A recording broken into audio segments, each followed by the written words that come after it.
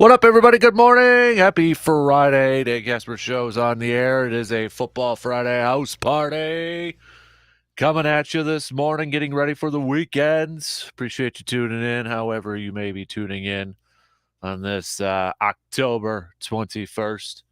Got the radio dials, 105.1 FM, 790 AM. Online, sportstalk1051.com. Got your Google and Alexa home devices, the Sports Talk app, and the video stream where you can check it out on Twitter or on YouTube. But what up, everybody? How you all doing on this Friday morning? Getting ready for the weekend. Here's the game plan coming to you here this morning. It is a football Friday, so we're gonna break down Packers versus Commanders. Take your predictions, take your keys to victory, key matchups, spotlight players, that sort of thing, like we usually do on a football Friday. So you can start to hit us up with a quick tweet, Facebook, all that good stuff. Twitter at DANKASPER, Facebook.com/Kasper Sports. So we'll take a look at that coming up here in just a little bit. Speaking of football, too, in case you're literally just tuning in and haven't checked out anything, there was a trade in the middle of the night. Christian McCaffrey going to the 49ers in exchange for some draft picks. So even though the 49ers sitting there at 3-3, one of those teams sitting at 500, making a big move in acquiring the running back from Carolina. Kind of interesting now to see if that's a domino that falls, and are we going to see any more potential trades? Carolina's kind of trying to accumulate some picks because, well, they traded quite a few picks over the last couple of seasons, so trying to boost up some of their stocks there. Robbie Anderson, gone. Christian McCaffrey, gone.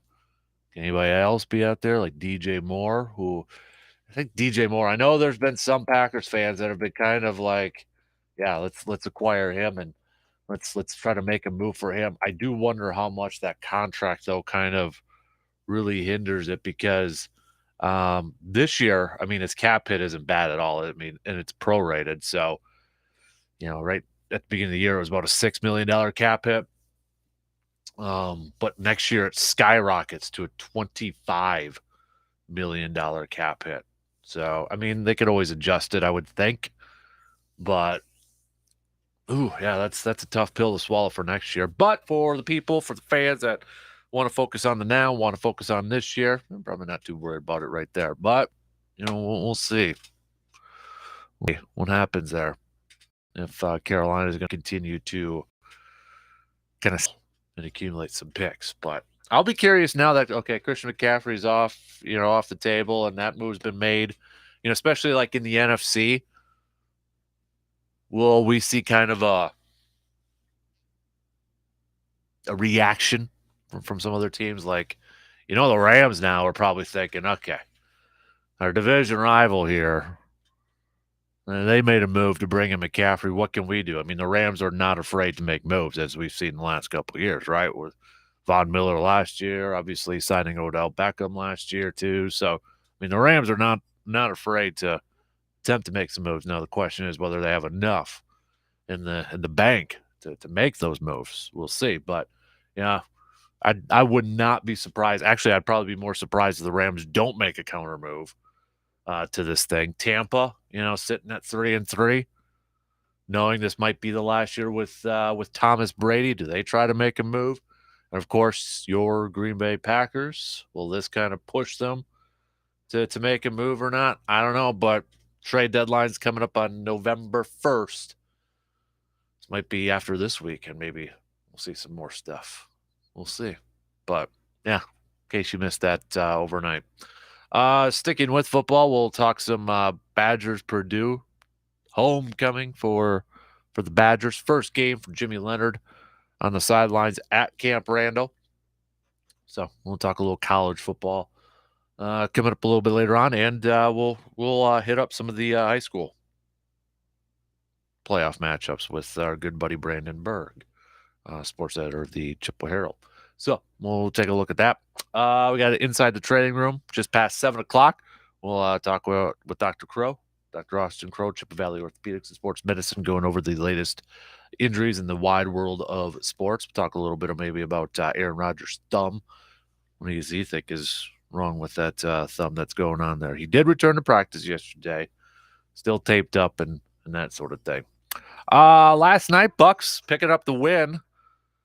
It went down to the wire, though. Bucks giving up a late lead, but thanks to a Wesley Matthews 3 in the corner with about 23 seconds left, Bucks were able to hold on to that victory and getting a 90-88 victory over the Philadelphia 76ers. 76ers now starting 0-2 on the season.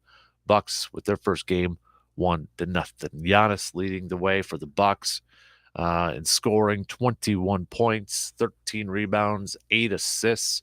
Brook Lopez making some big plays too. 17 points for him. Between Brook and Giannis, getting it done on the defensive end there too, with some blocks. 5 blocks between those two gentlemen. Carter ended up getting the starts. Kind of 2-point guard backcourt for the Bucks last night with him and Holiday. And then, of course, Grayson Allen, the other starter. Bobby Portis leading the bench scores for the Bucks with 11 points. Bucks holding, though, the Philadelphia 76ers to just 20.8% from 3. 5 of 24 from beyond the arc. Bucks holding them to just that 20.8. James Harden led all scorers with 31 points. He was just 1 of 7 from 3. Joel Embiid just 15 points. He was only 6 of 21 from the field overall. Drew Holiday also struggling a little bit there from the field, just 2 of 15. 2 of 15 there. So next game up for the Bucks will be at home tomorrow against Houston, against the Houston Rockets. So talk some hoops. What else do we got on the docket here too? Major League Baseball postseason continues. Houston Astros taking a 2-0 lead with a 3-2 victory last night. So kind of putting the Yankees on their heels right now. Looked like maybe Aaron Judge in the 8th inning was going to get kind of a signature moment, but nonetheless, Houston taking that 2-0 lead. We got the Padres and Phillies. Game 3 tonight on the docket, 6:37. And then on Saturday, we'll have both games between Houston and New York and San Diego and Philadelphia. Speaking of baseball, too, maybe a little bit of a surprise on a couple, but we got some of the awards that were being announced, or I should say finalists for these awards being announced. So Corbin Burns was named a Gold Glove finalist. Pretty cool. He ain't the only Brewer to be named a finalist for a Gold Glove. Christian Yelich also named finalist for a Gold Glove. Yeah, Christian Yelich named a finalist, which kind of maybe raised some eyebrows for some people out there. But yeah, we'll kind of take a look at that a little bit later on and talk to Brandon about too. But I was kind of reading a little bit from Adam McCulvey, like, I was like, really, Christian Yelich, Gold Glove out there? Is what's going on here a little bit? Well, as Adam McCulvey kind of said too, he was one of the National League's few regular left fielders, one of only 3 to play 1,000 innings in left field. So you kind of wonder how much that obviously played into it. But kind of cool, we got Dalton Varsho also named a finalist for the Gold Glove over there in right field. He's got some competition, though, with Mookie Betts and Juan Soto. That would be pretty darn cool to see Dalton Varsho picking up that Gold Glove in right field if he can do it. Trent Grisham, former Milwaukee Brewer, also in center field, getting nominated for being named a finalist for Gold Glove. But I kind of doubt we'll see Christian Yelich picking up another Gold Glove in his career. But I guess never say never at this point. If you're wondering who is Corbin Burns up against Tyler Anderson from the Dodgers, Max Fried from Atlanta too. So, also on the dockets, we're going to do our usual shootouts. We'll do some picks and predictions. Something kind of fun too. We're gonna hit up. So Brandon, I saw Brandon kind of tweeting about this a couple days ago on Twitter. I posted it up on my Facebook page last night and Twitter. If you want to take a look at it, you can nominate or comment on it over there. But just kind of a fun topic to kind of get the conversation flowing. But it was something that was trending a little bit on Twitter. The question was, if you could pretend, if which fictional sporting event would you most want to have attended? So movies, right? Or maybe it's a TV show, something like that. It's got to be fiction. So, like Major League. You want to see Jake Taylor, that game, running it out, a little bunt, able to run it out to first base. A lot of you with some good ones, a lot of you commenting on Facebook and Twitter. Big thanks for that. But if you haven't had a chance yet, we're going to have a little fun with this one coming up a little bit later on. But which fictional sporting event would you most want to have attended?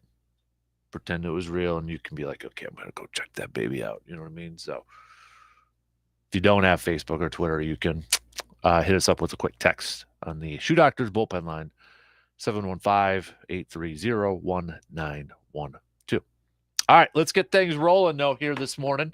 Opening drive coming up. Let's talk some Packers Commanders. Packers fans, are you concerned actually about the Packers losing this game against Washington after what we've seen the last 2 weeks? Is there a level of concern in this game? Maybe more so than what you had a couple weeks ago? Maybe more so than what you just had a week ago? But, I mean, are you concerned that the Packers could lose this game to Washington? What are your keys to victory? What are your key matchups? Give me a player or two. Give me a player from the offense. Give me a player from the defense. Kind of a sleeper player. All right, all that good stuff. And, of course, the predictions. So, let's get at it. Okay, let's take that first break. And then coming up, we'll get things kicked off on this Football Friday house party. We're talking a little green and gold. Packers taking on the Commanders Sunday. Can't believe it, but are you a little bit nervous for this one?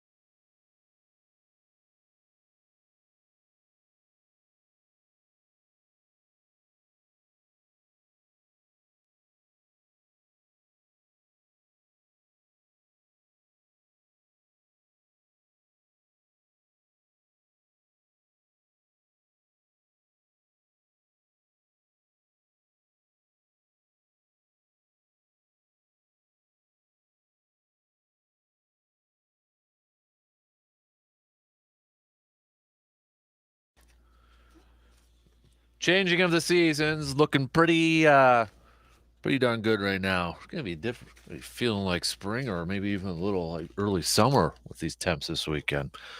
But maybe these changes of the season is inspiring you to also do some changing around your home. Thinking about changing up the furniture or the layout in your home, but not sure where to start?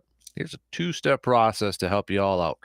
Shop at the Chippewa Valley Habitat for Humanity Restore to find some new treasures to add to your home.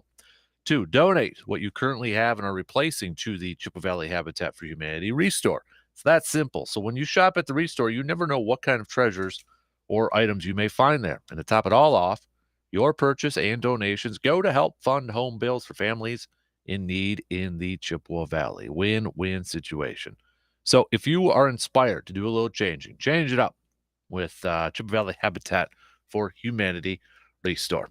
All right, let's get things rolling here on the opening drive this morning. Talking a little Packers Commanders. And I'll just flat out say it, everybody. A little bit nervous. I am a little bit nervous right now. I mean, given what we have seen the last couple weeks here, yeah, I'm nervous. More nervous than what I thought I was going to be heading into a game against Washington. And I'll be straight up with you, too.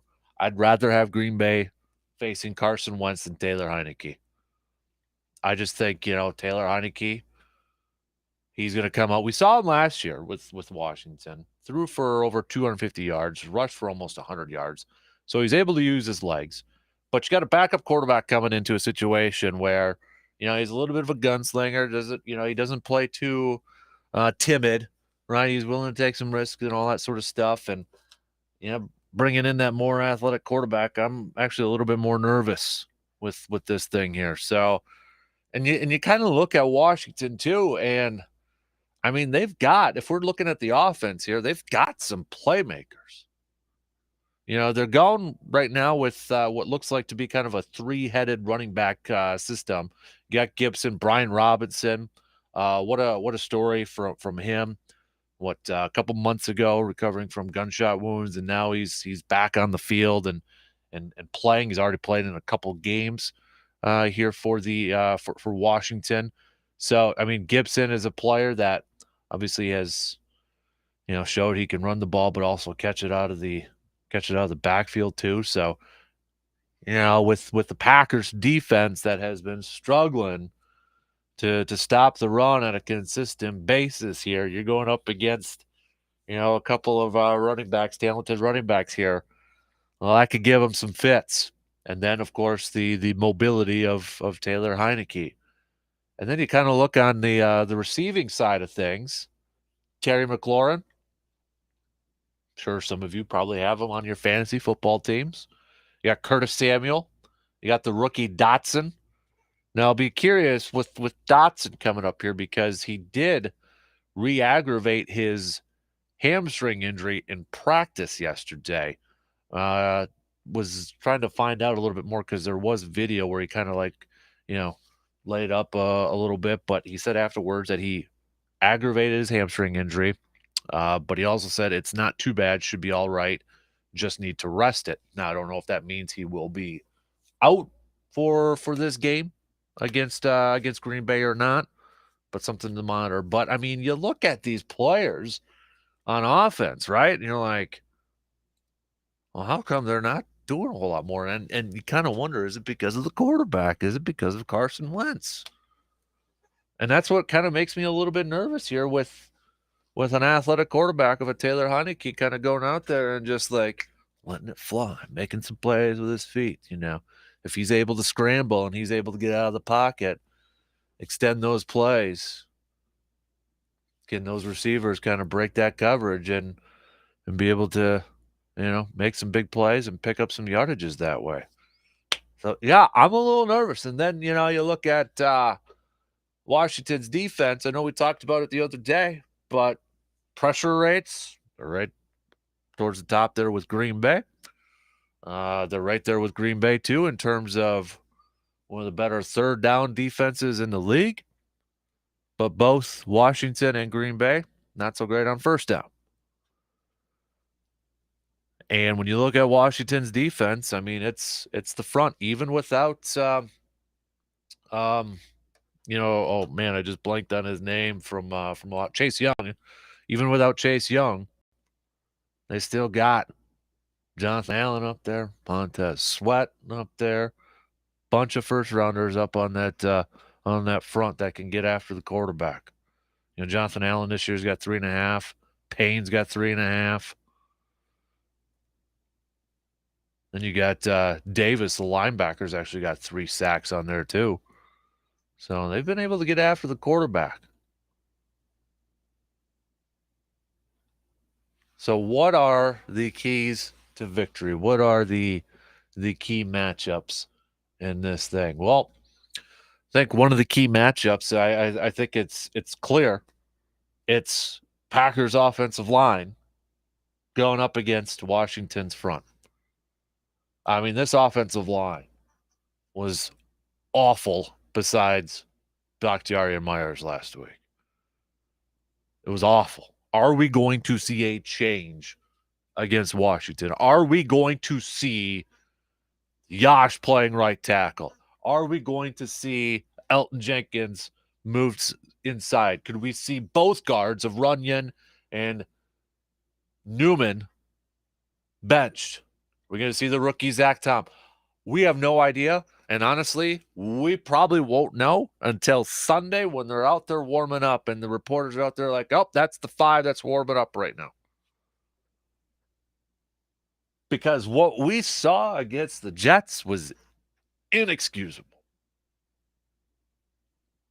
From what we saw from those guards, and even Elton Jenkins too. Inexcusable. You're not going to win ball games with an offensive line play like we saw last week.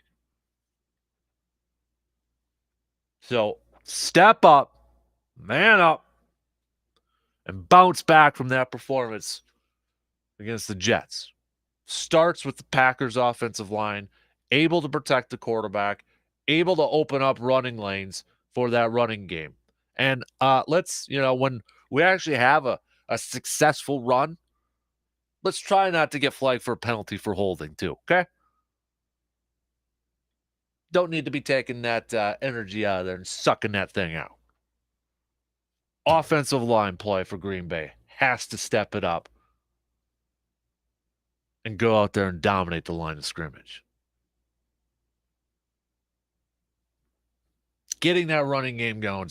I don't want to hear another week of like, yeah, that's unacceptable that Aaron Jones didn't get that many carries. I don't want to hear that anymore. Just no. Get him the ball. Teams are going to consistently now challenge Green Bay's receivers. At the beginning of the year, we heard Aaron say, yeah, I hope teams play more one high safety. Okay, well, you know what? Teams probably are going to play more one high safety until you figure out the passing game, until you figure out the execution's better. But that doesn't mean to go away from giving the ball to your best offensive skill maker on a more consistent basis. Get Aaron Jones involved in this game plan. Running the ball, getting the ball in the passing game to him. You've got to get the ball to 33. You have to. And then, looking at the let me just so Washington, before we get to the next one, Washington, if you're looking at it, rushing yards allowed per game. Washington here is, I mean, they're not much better than Green Bay. Washington gives up 131.7 yards per game on the ground.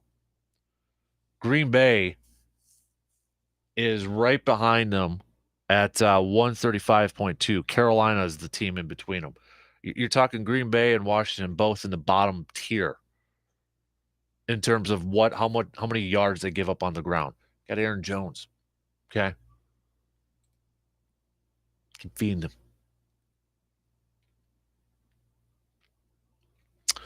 Then, that's what's going to help out your passing attack, is if you can keep feeding Aaron Jones and you're going to have success running the football against them, set up your play action game. You're going to be able to get the ball to your receivers, to your tight ends. Establish that run. Have success running the football. And then get that ball, use that play action. We know Aaron's one of the better ones at play action. But it ain't going to work unless you get that running game going. And you know what? You know, the other side of this, too, I'd probably be a little bit nervous to run play action if my offensive line can't block up front. Just saying, you know. I know.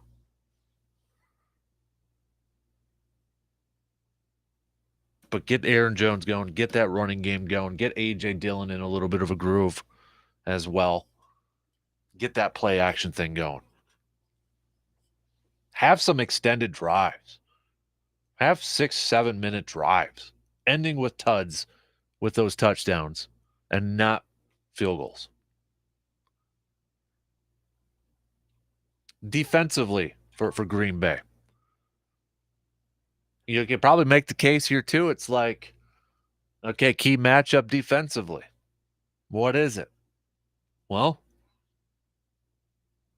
it's going to be the front seven, not necessarily just the front. It's going to be the front seven. It's a different game plan going up against Taylor Heineke than what it would be for Carson Wentz. Carson Wentz is a statue back there. Taylor Heineke's got the legs. You have to acknowledge that, and you have to be careful with that. Green Bay's been top 10 team in getting pressure at quarterbacks, but if you can get that pressure from the outside, you better have that middle clogged up so he can't step up. And he can pick up a first down with his legs.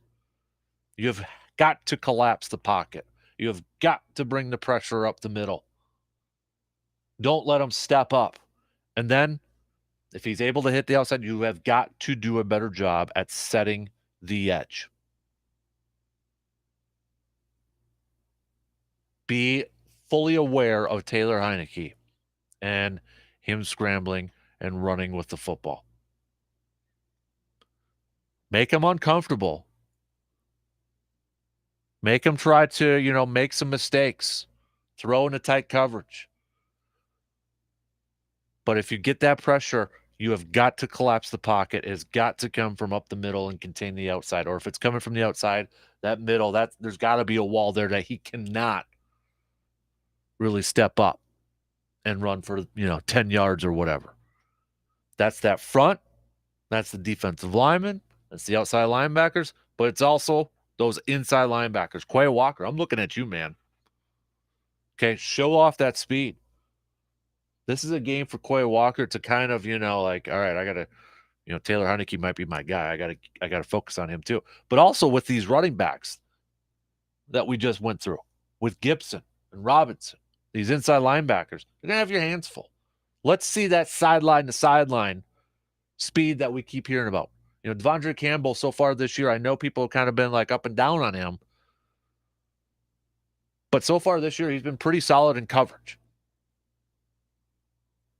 He's going to have his hands full with these running backs. Because if Green Bay continues, which it sounds like from Joe Barry yesterday, if Green Bay continues to let their corners go out there and play a little pressure, when I say pressure, up in their face, play some more man. And if they have success at that, Taylor Heineke might be looking to kind of a little dink and dunk to his wide receivers and getting the ball in their hands and letting them make some plays. So, puts more pressure on those inside linebackers, a Walker and a Campbell. Heads on swivels. And when you've got, I think to me an intriguing matchup in this one is going to be these Washington receivers and these Packers corners. Because you've got good receivers with Washington going up against good corners in Green Bay. And if they do continue, or if they do for the most part, line up man on man, I think that's going to be a good battle. That's going to be a fun one to watch. when we look at these key matchups here. McLaurin versus, Jair, or, again, it depends a lot on Dotson if he's going to play in this game. Stokes and Samuel or Douglas and whoever he will line up against. But that's going to be a fun one right there too. But if those corners can lock down those receivers and make Taylor kind of hold on to that ball a little bit more, and those inside linebackers are able to kind of cover those running backs, that pressure better get there quick on Taylor Heineke and collapse that pocket. That's a lot, though. That's a lot to ask. And they've got to make sure that, when we look at the numbers, don't allow those big plays on first down. Green Bay's defense has struggled on first down. All right? Make a big play on first down right away. Get them in long situations. Don't let them pick up some big plays and get into like 3rd and 2s or 3rd and 1s. Make a play and get them in those long situations. 2nd and 12. 3rd and 10. Right? Make it difficult on Washington.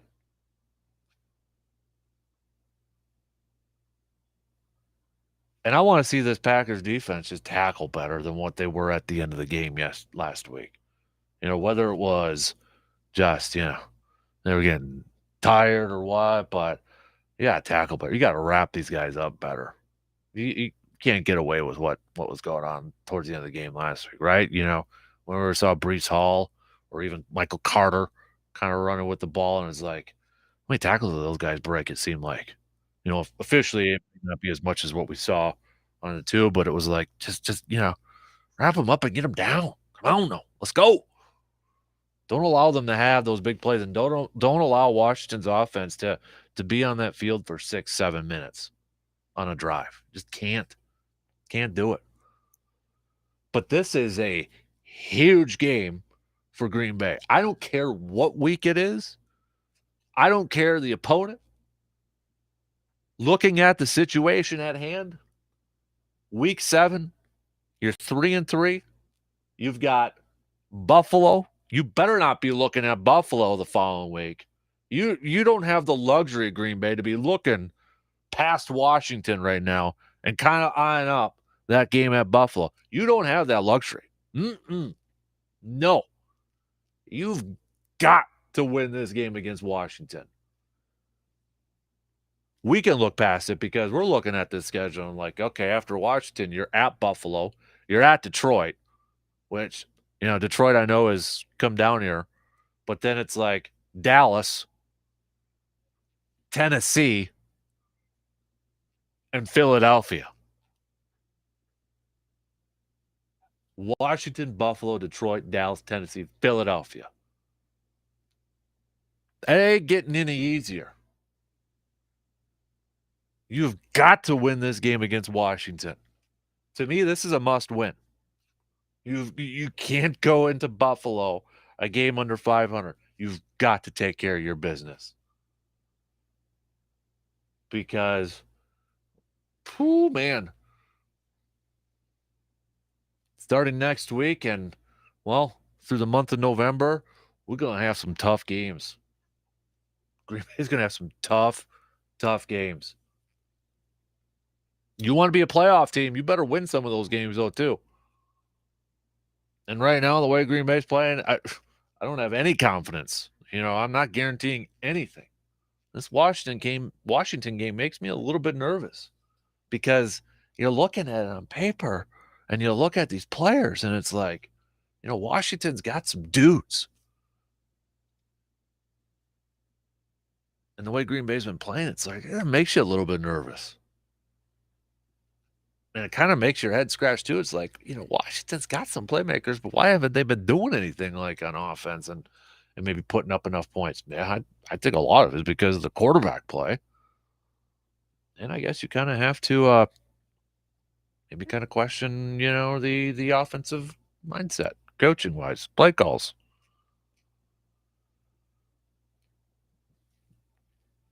All right, who are your sleeper players? I got a couple of them. I'll tell you who they are coming up after the break, but let me know your predictions, your keys to victory, your key matchups, all that fun stuff. We got to take a quick break. And then coming up, we'll go over some sleeper players and look at some of your predictions and key matchups.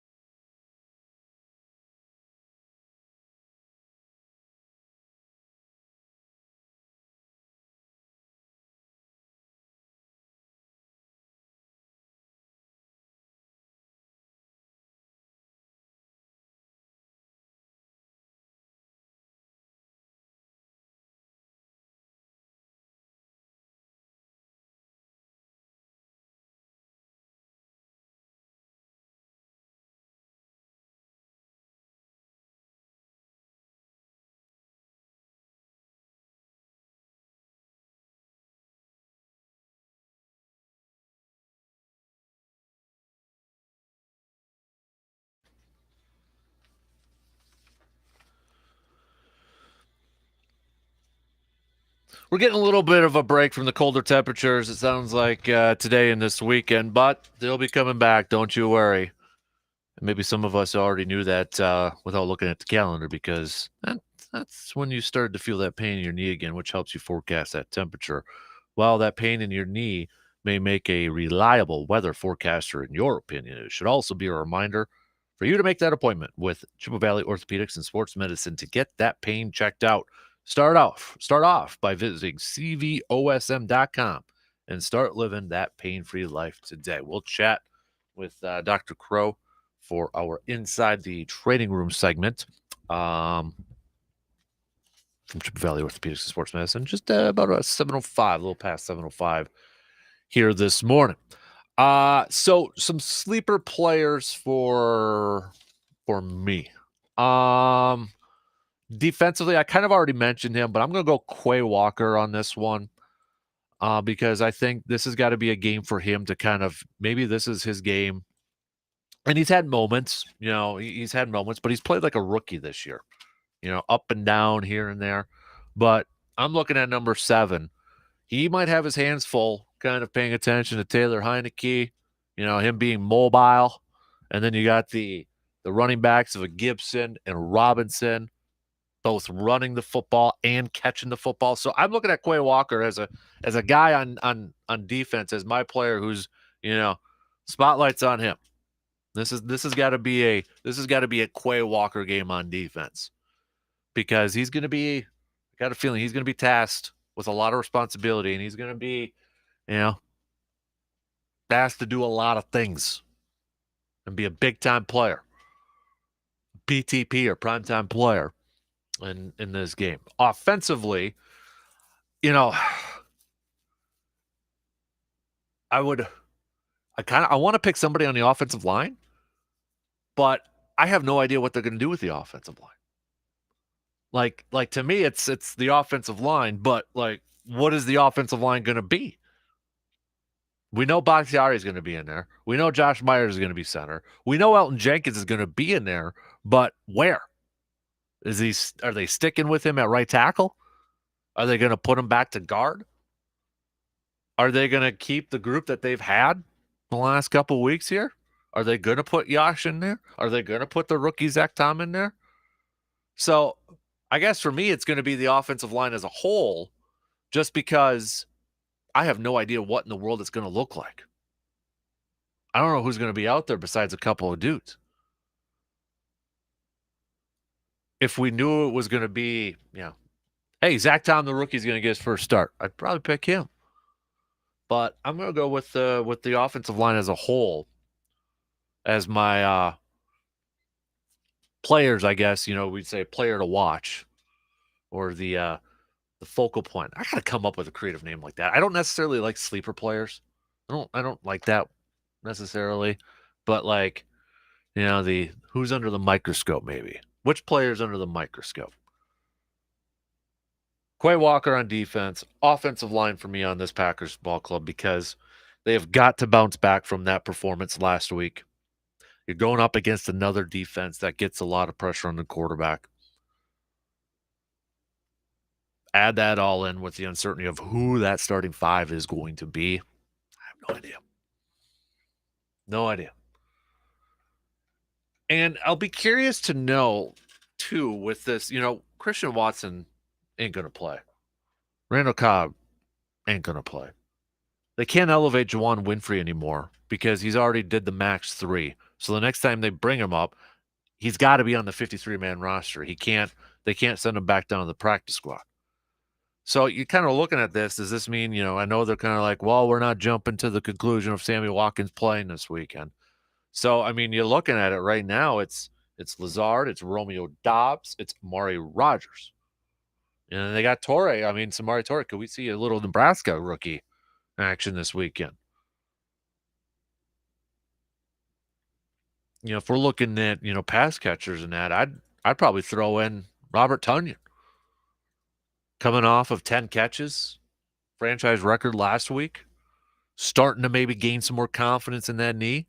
We heard Aaron Rodgers kind of talking about a few weeks ago, just kind of waiting, for Bobby to gain more confidence in that knee where he can, stick his leg in the dirt and cut up field?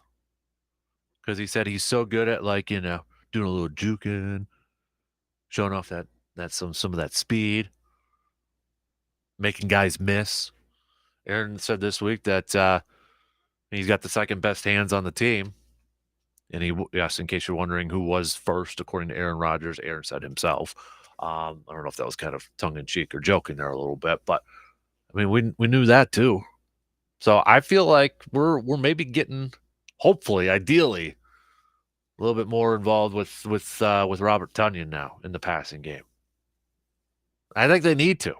I mean, for crying out loud here, if we're having issues with some of the wide receivers, not making their breaks at the right point, or the timing is off and the connection's all that, Bobby Tunion's got to get more involved in that passing game then. Come up with plays for him. Because we went, if you remember at the beginning of the year before the season started, it was Aaron Jones who told people that they're all overlooking Robert Tonyan. And he kind of talked a lot about the crazy connection him and Aaron Rodgers have. Aaron and Robert Tonyan. So hopefully a game like last week where Tonyan got 10 catches on 12 targets, that's that confidence, that's that mental hurdle is like, okay, I can do this thing. My knee's good. Let's rock and roll, baby. Let's open it up a little bit more. So if I were to pick somebody else besides the offensive line, I'd probably pick Robert Tonyan under the microscope. I want to see it kind of bust open for him and be a threat in that passing game because they need it. They need 85 out there, man. They need him to be that pass catching tight end, that pass threat.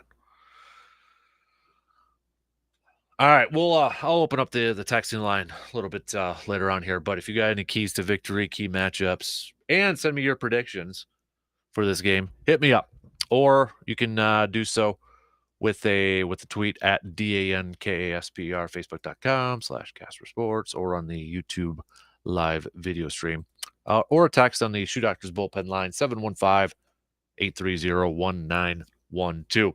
How nervous are you about this game against Washington? Probably, I would have to imagine a good chunk are a little bit more nervous than what you were last week or a couple weeks ago. But just how nervous are you with this one? Anybody willing to pick Washington to win this game? Also, I want to know, too, with the Christian McCaffrey trade in the middle of the night going to the 49ers, the 3-3 San Francisco 49ers, and they've got a tough game coming up this weekend going up against Kansas City. Now, I don't know if McCaffrey will be able to play in that game on Sunday. I mean, that's a pretty darn quick turnaround there. But, I mean, I'll tell you right now, I'm picking Kansas City over San Francisco, especially Kansas City coming off of a loss. But you kind of look at with San Francisco making that move. I mean, they're still trying to go for it, and they've got a tough schedule coming up here too, with the Chiefs. Then they're at the Rams. Then they're against the Chargers on Sunday night. But with the 49ers making a move like this, does that increase the urgency for you personally for Green Bay to also make a move? I personally feel like this is going to increase the urgency of the Rams to make a move because the Rams they've proven that they're not afraid to make moves. The only question remains is, do they have enough money in the bank to do so? Because, kind of talking about, all those, trades and contracts finally catching up to them, but I still feel like they're going to be able to pull off something, right? It just feels like it because the Rams are also 3-3. So I feel like the Rams are going to do something. I feel like Tampa Bay is going to try to do something. So when we're looking at Green Bay, knowing that you've got a group of teams in the NFC, the 49ers, the Rams, the Buccaneers, Packers, all sitting at 3-3. Does that increase the urgency, in your opinion, for Green Bay to make a move by the deadline. It's hard to kind of, for me as a fan, yeah, it does. It does. In the last couple of years, I've kind of wanted them to make a move. I get excited with trades like we all would, right? We're like, oh yeah, it's a new toy to play with. Come on, let's bring it in.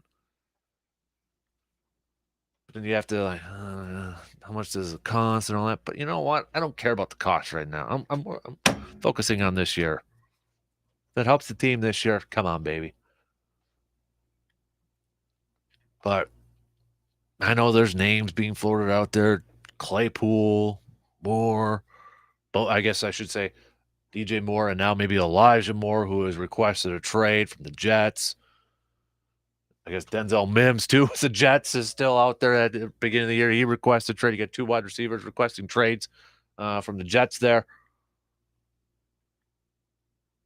I mean, there's guys all over, but yeah, do I feel like Green Bay is actually going to be able to pull the trade? And I know Odell's out there, but again, it's like, well, when is Odell going to be ready? November, December? That doesn't help you now. You need something that helps you now. Ain't Odell, unless by some reason we hear like, oh yeah, he's ready to go in a couple weeks. Doesn't sound like it. All right, we got 1 hour in. Coming up next hour, we'll kick it off with a little inside the training room. Then we'll catch up with Dr. Crow, Super Valley Orthopedics and Sports Medicine. Then Brandon Berger right after that too. So we got 2 more hours of a crazy busy Friday coming up in just a few minutes.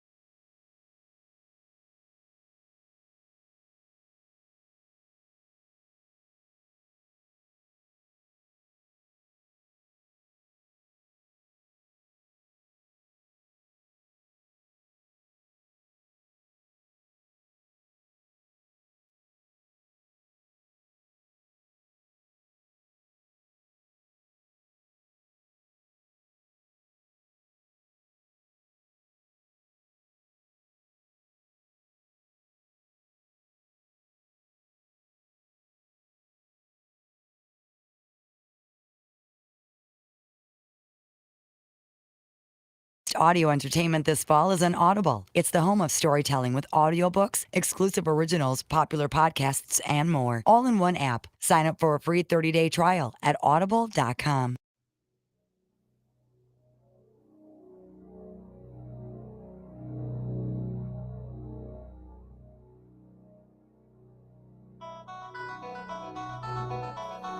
Welcome to the Dan Kasper Show. Yes, sir. Yes, sir.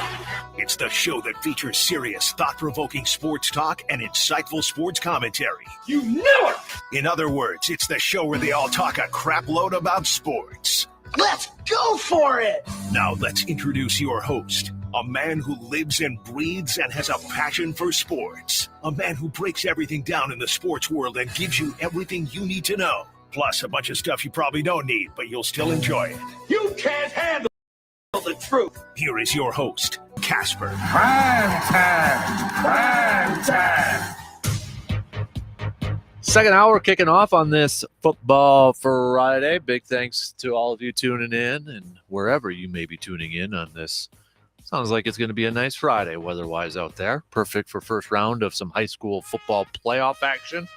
We'll break all that down coming up a little bit later on here. We'll get back to some more Packers versus Washington Commanders talk. Badgers, homecoming, going up against Purdue. Bucks getting their first win last night. Lots of stuff to catch up on. We kick off our second hour like we usually do with our guy, Dr. Austin Crow, Chippewa Valley Orthopedics and Sports Medicine. Morning, Austin. How you doing, bud? Hey, first question I got to ask you. Is Wolverine blood a real thing in her terms of recovery like Russell Wilson claims? I had to have a little fun with that one right away. Yeah. Or it's nano bubbles with him too sometimes. Yeah, going back. Never know. Sticking with quarterbacks, though. So Dak Prescott's going to be coming back, it sounds like, this week. Is there any type of concern, long-term concern, re-injury type of concern with that thumb injury? I saw some pictures of where, like, the incision was, and it looked like it was almost between his thumb and his pointer finger there a little bit. But is there any concern with that, with him coming back just a few weeks after surgery?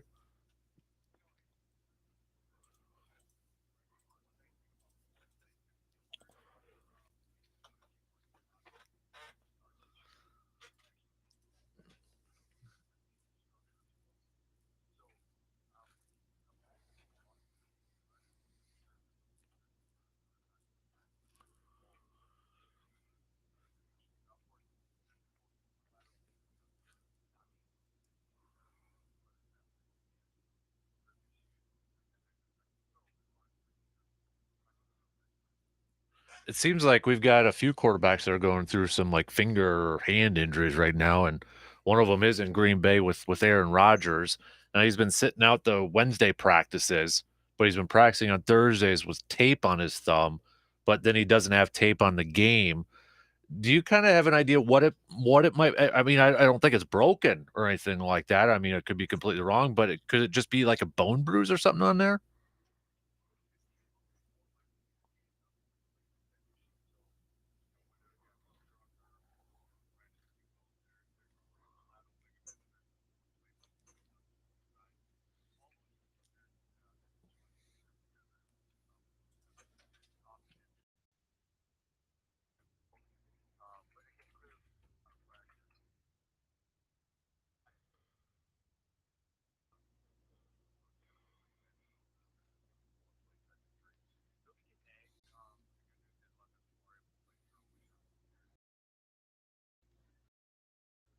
And we kind of touched on it a little bit, but he's like 2 hours of rehab. And I think a reporter even asked him, like, what do you do with 2 hours of rehab for a thumb injury? And he kind of just smiled and said a lot of conversations.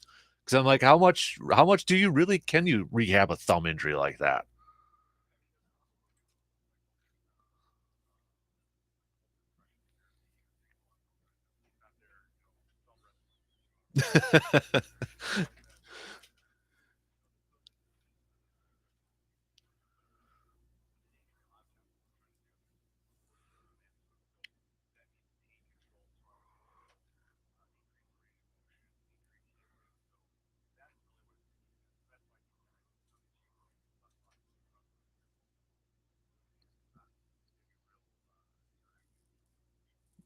And then Carson Wentz, as we know, Green Bay won't be going up against him because, well, he had surgery on a broken finger that he suffered last week too, and out 4 to 6 weeks. It sounds like is that a typical timeline for a broken finger to come back from?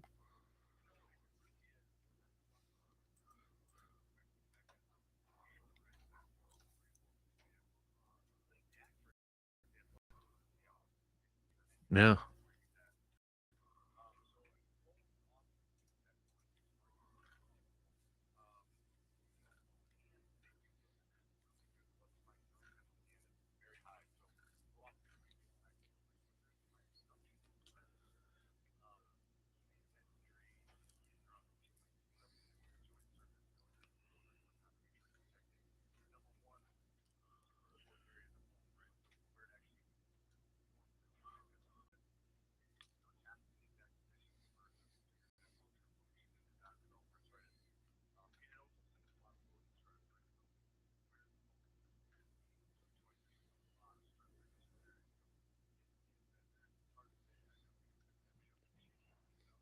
Hmm.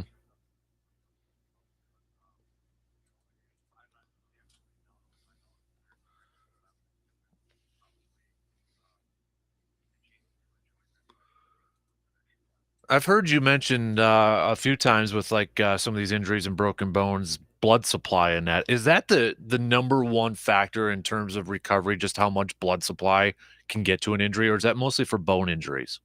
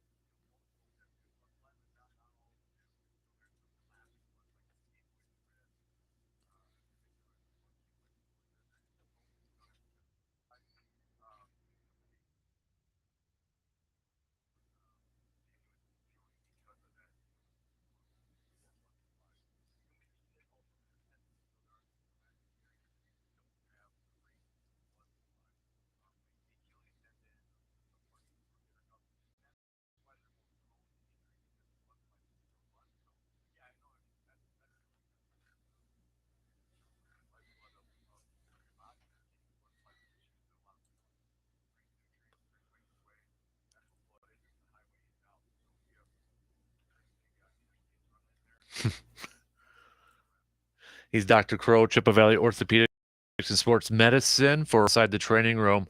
Elton Jenkins was another offensive lineman who returned from an ACL injury for the Packers, and his offensive coordinator yesterday, Adam Stenovich, said it's clear that he's not 100% back yet from his injury. A question to you, Austin, and bear with me on the wording on this because it sounds good in my head, but trying to get it out here. But is there, I mean, with ACL injuries coming back, we've seen players come back, Adrian Peterson's and all that sort of stuff. But are there examples, and how frequent would you say it is, of examples of like players where, yeah, you could just tell they've lost a step maybe from an ACL injury? Is it just one of those cases where it's a case by case scenario, or is there underlying factors that can kind of contribute to that? Are you kind of buying that? He's just not 100% back yet from an ACL injury, even though he's played like I think 5 out of the 6 games so far for Green Bay.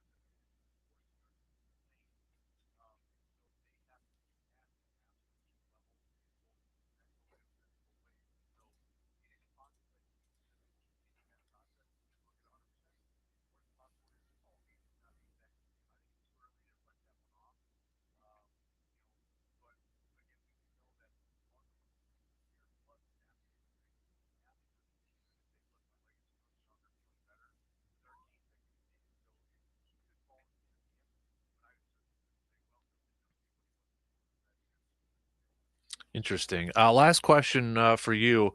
Hollywood Brown, the wide receiver for the Cardinals. At first, when they first announced his injury, they thought it was going to be season ending. He ended up sustaining a small fracture in his foot that does not require surgery, though. They're talking about him actually coming back. Now, I know you've mentioned him before. He probably made a quick trip to Green Bay for Dr. Anderson, the foot expert over there to check it out there. So if it's a small fracture in his foot, but it doesn't require surgery, that wouldn't be that Liz Frank injury or anything like that, right?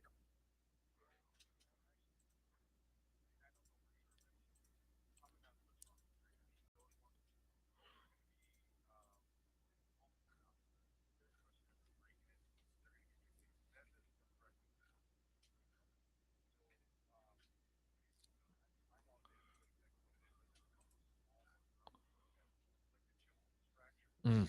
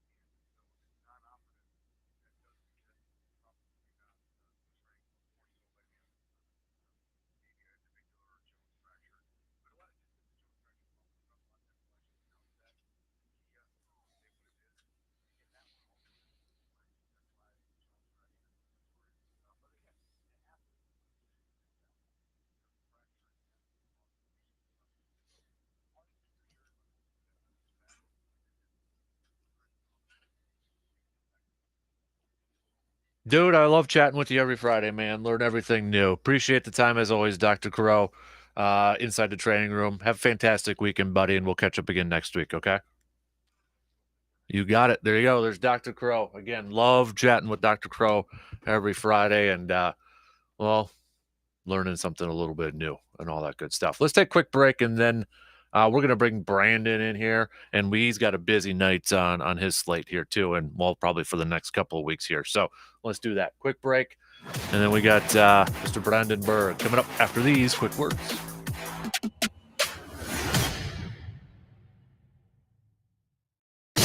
You're listening to the Dan Kasper Show.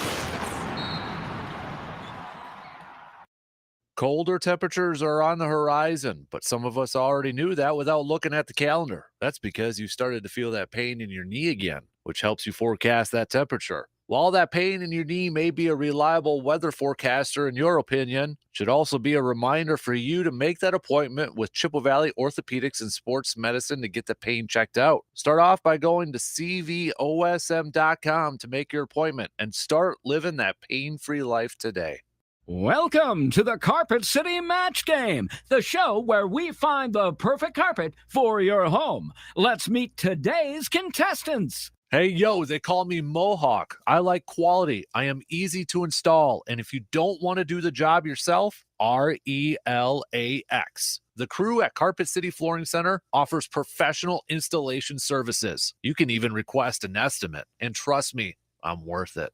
Pick me. I'm Dreamweaver. I'm engineered to transform the look of any room, last through pets, kids, all those family memories along the way. I'm the flooring of your dreams. It's right in my name, Dreamweaver. Reliable and budget friendly. That's what a date should be. And it's what your carpet should be too. Shaw is the name. When you choose me, you know you're getting a solid product and your money's worth. No matter what your personal taste is, your perfect match is at Carpet City Flooring Center. Are you looking for your next gig, but you're tired of all those boring, awkward, stuffy job fairs in bad rooms in the middle of the day? I agree. You know what would make it better? A beer. Careers and Beers is the ticket. October 27th from 4 to 6 p.m. at the Brewing Project in downtown Eau Claire. We're bringing together area companies, and they'll be on hand, and then we'll even buy you your first brew as you look for your next career in a casual, cool environment. No strings attached, nothing ventured, nothing gained. Join the stations of Midwest Family at Careers and Beers Thursday, October 27th from 4 to 6 p.m. at the Brewing Project. Time to head west. California, here we come on a beautiful farm tour to California, February 10th through the 18th. We'll start in San Francisco, visit an almond orchard, olive oil, dairy farms, the Hillmar Cheese Factory, so much more, including the California Redwoods. Visit holidayvacations.com, keyword wax, to learn more about our tour and watch a travel show, or call 888-557-1020 for a free brochure February 10th through the 18th. Stand by as we continue our dig for the truth and the toy at the bottom of the cereal box. Oh, got it. The Dan Kasper Show.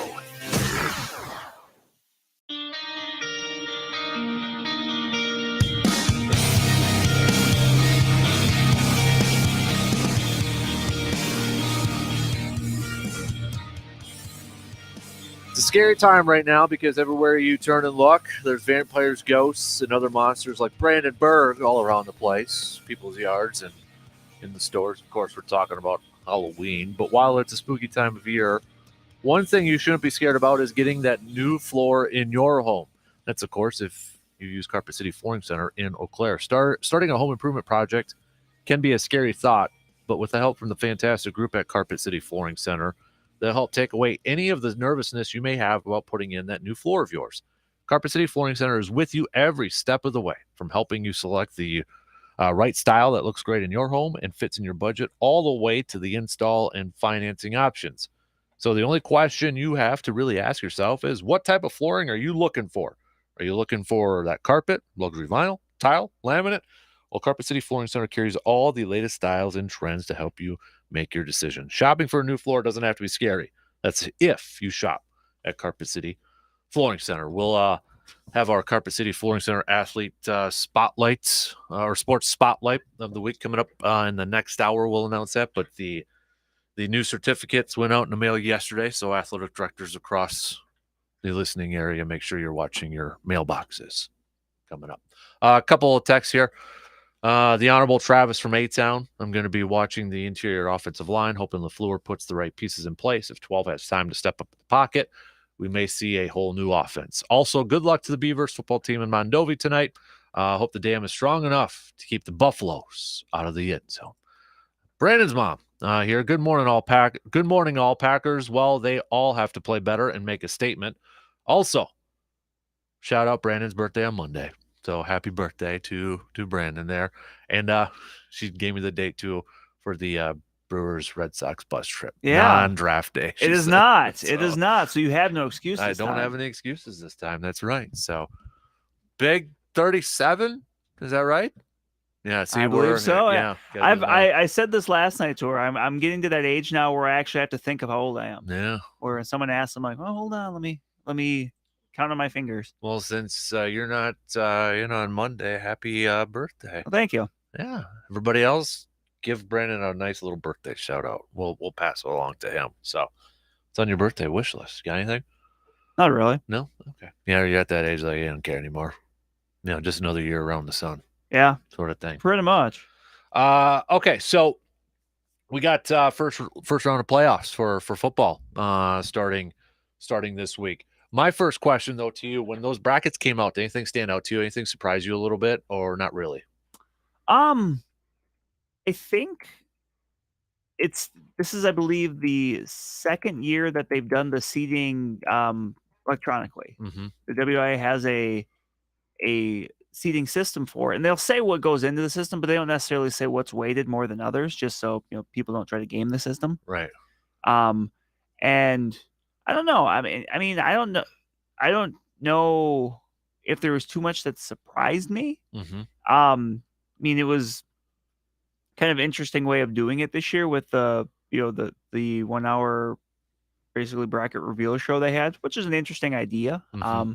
Hopefully there's something they can kind of build on more in the future years. Everybody likes bracket reveals, right? Yeah. And I think the thing this year was just a matter of, because there's a lot of teams that were kind of on that border of getting in, Mm-hmm. because you had a fair amount of teams that had below 500 records in conference, which then you're going down to other kind of tiebreakers and stuff that go into it. That's how like Stanley Boyd and Bloomer, and many other teams, Mm-hmm. Menominee, many others made it in. So I don't know if there was really anything that surprised me too much, though. Okay. Maybe the only thing would be, I know in the Division 5 bracket that St. Croix Falls, who's 8-1, got the 1 seed over Northwestern, who's 9-0, and Northwestern beat them. And that was a little surprising, just from the optics of it. But I mean, yeah, you could make a case that St. Croix Falls' non-conference schedule was stronger. They had 2 pretty highly seeded teams that are in the playoffs. But I mean, that's I'm still trying to get used to this where it's done digitally, which pretty much every coach I've talked to said they like it. It's just different, and I think a big reason that people do like it is you don't necessarily have some of the politics that would go into it before, because you'd have a seeding meeting, and if you happen to have a meeting where 3 teams from the same conference are there, well, then those teams are usually gonna try to help their fellow conference mates, and that's that's led to that's led to some situations in the past. Right. So let's, just in Division 1, I mean, I gotta imagine you're going to be at Chippewa Falls. I will be at DeRay Field for Chippewa Falls. Their first home playoff game since 2015. Really? Okay. Yes. So, yep, and they are facing Appleton North. I think that's going to be a really good game, and honestly, it might be a game where points are hard to come by because both teams have really good defenses. Okay. And if they win, I mean, there's a chance they could go up against Hudson. They could. Next week. The winner of that game meets the winner of Hudson and DC Everest. Mm-hmm. Yeah, Division 1. Division 2, I had mentioned it, Menominey's in. I forget the exact number as far as consecutive playoff appearances. It's a big one, though. I don't remember it. I can't count that high. But they're going up against New Richmond. Did they play? They did. They played in the regular season. New Richmond won, I believe, by 3 or 4. So that's a really tricky matchup for New Richmond. I mean, if you're Menominee, you have to go into that feeling pretty confident because that's a team you played close with the first time. Mm-hmm. And, yeah, if you're a New Richmond, I mean, for almost any coach I've talked to, one of the things they like most about the playoffs is seeing new teams. Right. So if you're in that spot where you're seeing a team that knows you pretty well, and I mean, them too, but that's a tough spot. Mm-hmm. It's tough to beat a team, twice in that situation. And River Falls is the 1 seed. Yep, River Falls are in the 1 seed. They got Lacrosse Central.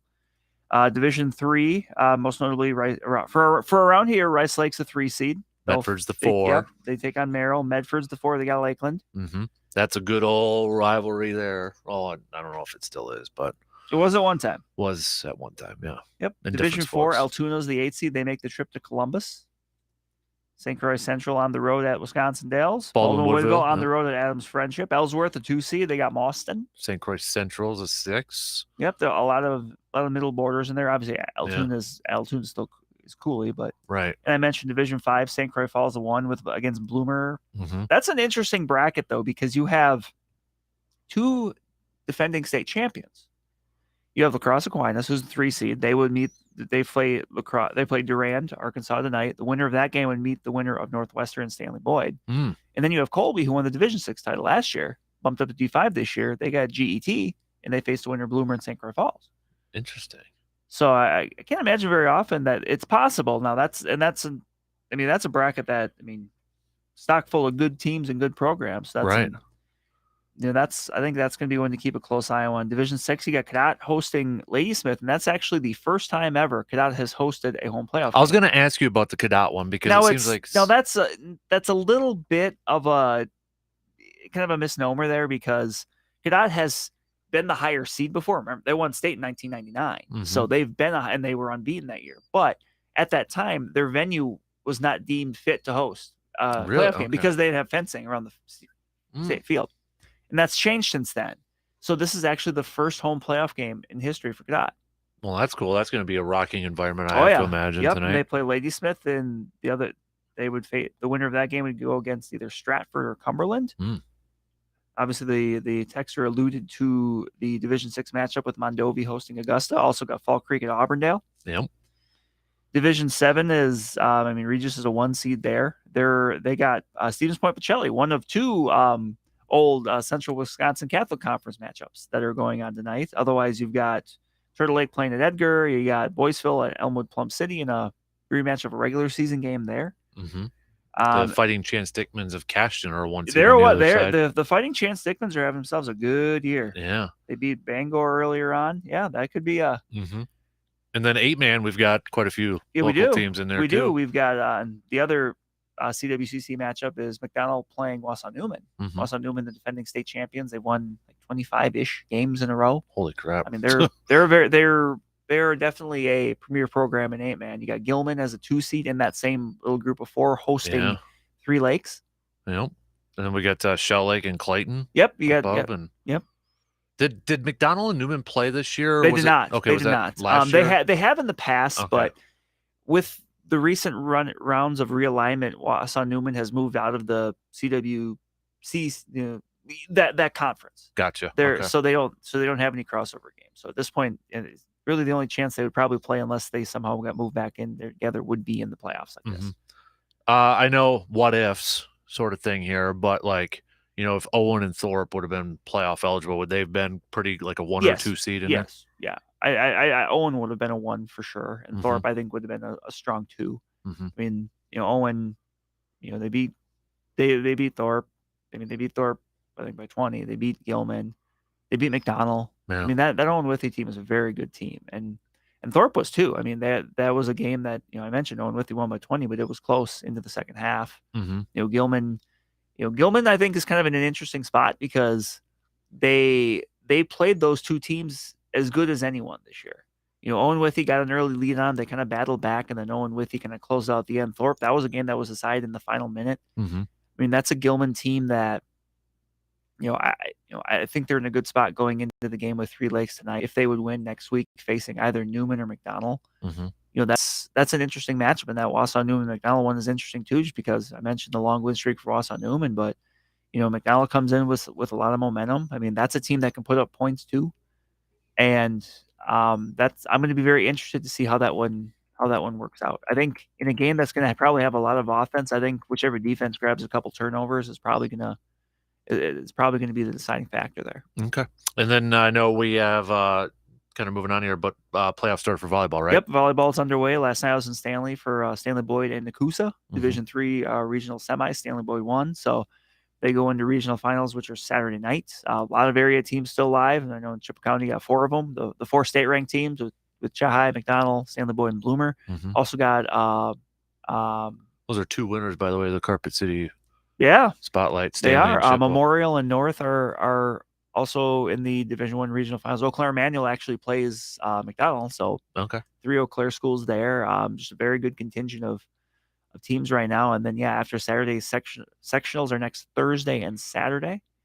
I mean, we're right down to it. Soccer playoffs are underway. Yeah, I think we got a win last night. I think we got I think Saturday we got a Memorial North boys soccer matchup. So a little intra-city battle. We've got Regis McDonald won their opener, so they play Arcadia tomorrow. We got cross country sectionals tomorrow. Cadets hosting Division III one. That's where I'll be tomorrow morning. Is that at the golf course? Whispering Out Pines? the golf course. So a lot of the local Division III area teams, McDonald, obviously Cadet, Fall Creek, just a bunch of them. I mean, that should be got good weather for it. I mean, I was there for Cadets meet last month, and it was in the 80s.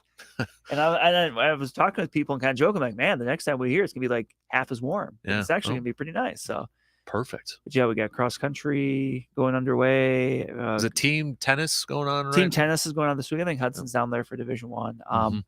You've got girls swimming still in the regular season. Their conference, I believe, is next weekend. Would be for the big rivers, and I think it's here in Eau Claire. So we're getting down. Golf wrapped up last week. I mean, we're getting down to it. Stuff comes to a conclusion quickly this time of year. Do you already know when basketball practice starts, or is that still a few? I mean, I could probably look at that schedule over there and make a rough guesstimate because it's usually about the same. But my guess it would be maybe that first Monday. So maybe that's because girls basketball starts first. So I guess that maybe hockey's in there too. So it's not that far away. It's it's 2-3 weeks. Yeah. Holy cow. Blue Gold stuff here. Just a quick reminder, Blue Gold football taking on River Falls 1:00 tomorrow. You can catch the game here on 105.1 FM and 790 AM. Also, if you're looking at the rest of the Blue Gold schedules, busy day tomorrow. You got men's and women's swimming and diving. Got the men's hockey team is going to be at Lawrence today. Men's and women's cross country. You got soccer going on too. So full slate. You can head to bluegolds.com to check out the full schedule. So, all right. Tell you what, let's take a quick break and kind of regroup there. Let's chat a little hoops, maybe a little Bucks, a little baseball, kind of do a little smorgasbord, if you will. Then we'll get back to football. We'll talk a little college football in this one too. I know it's kind of a week slate, but you gotta, I think, really that Chip Kelly bowl game might be. That's a good week for College Game Day to make their annual Pac-12 jaunt. Right. Even though that's an early morning out there. It is. Okay, let's take a quick break and then we'll touch on a few different topics before we get back to a little NFL chat coming up in the next hour. Plus, if you didn't hear it in the first hour, we'll tell you a little game that we're going to be playing in the next hour too. Got a take on today's topics but can't call in? Then hit us up on Facebook, Twitter, or the text line and let your fingers do the talking. Time to head west. California, here we come on a beautiful farm tour to California, February 10th through the 18th. We'll start in San Francisco, visit an almond orchard, olive oil, dairy farms, the Hillmar Cheese Factory, so much more, including the California Redwoods. Visit holidayvacations.com, keyword wax, to learn more about our tour and watch a travel show, or call 888-557-1020 for a free brochure, February 10th through the 18th. Finding great candidates to hire can be like, well, trying to find a needle in a haystack, but not with ZipRecruiter. Its powerful technology actively finds and invites qualified candidates to apply to your job. So while other companies might deliver a lot of hay, ZipRecruiter finds you the needle in the haystack. See why 4 out of 5 employers who post a job on ZipRecruiter get a quality candidate within the first day. Try ZipRecruiter for free at ZipRecruiter.com/free. That's ZipRecruiter.com/free.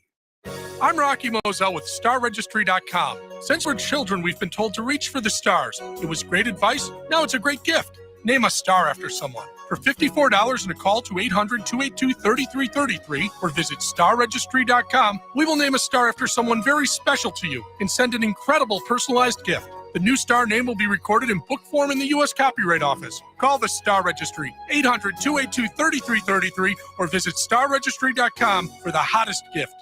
Are you looking for your next gig, but you're tired of all those boring, awkward, stuffy job fairs in bad rooms in the middle of the day? I agree. You know what would make it better? A beer. Careers and Beers is the ticket. October 27th from 4 to 6 p.m. at the Brewing Project in downtown Eau Claire. We're bringing together area companies, and they'll be on hand, and then we'll even buy you your first brew as you look for your next career in a casual, cool environment. No strings attached, nothing ventured, nothing gained. Join the stations of Midwest Family at Careers and Beers Thursday, October 27th from 4 to 6 p.m. at the Brewing Project. I don't know if you guys know this, but the deer gun season is next month. Yeah, you know, the Wisconsin 9-day holiday. Blaze orange jackets and hats are in style that week. So that means if you haven't gotten that new deer rifle yet for the November deer gun season, you better get to Tilden Gun. With the largest selection in the Chippewa Valley, if you're looking for that particular deer rifle, Tilden Gun will help you find just what you're looking for. And the best part, it's the best price in the Chippewa Valley. I'm not fibbing about that like you fib about that monster buck you decided to pass on. You missed it. Be honest. And if you're looking to maybe save a bit more money, or maybe you're just looking for a deer rifle to use for the short term, Tilden Gun has a wide selection of used firearms for you to check out. That November deer season is fast approaching here in Wisconsin. While you're scoping out your trail cameras and dreaming of big bucks in your crosshairs, don't forget to make sure you have the right deer rifle for this season. Visit tildengun.com to check out their wide selection, or visit them today at 12427 98th Avenue in Chippewa Falls.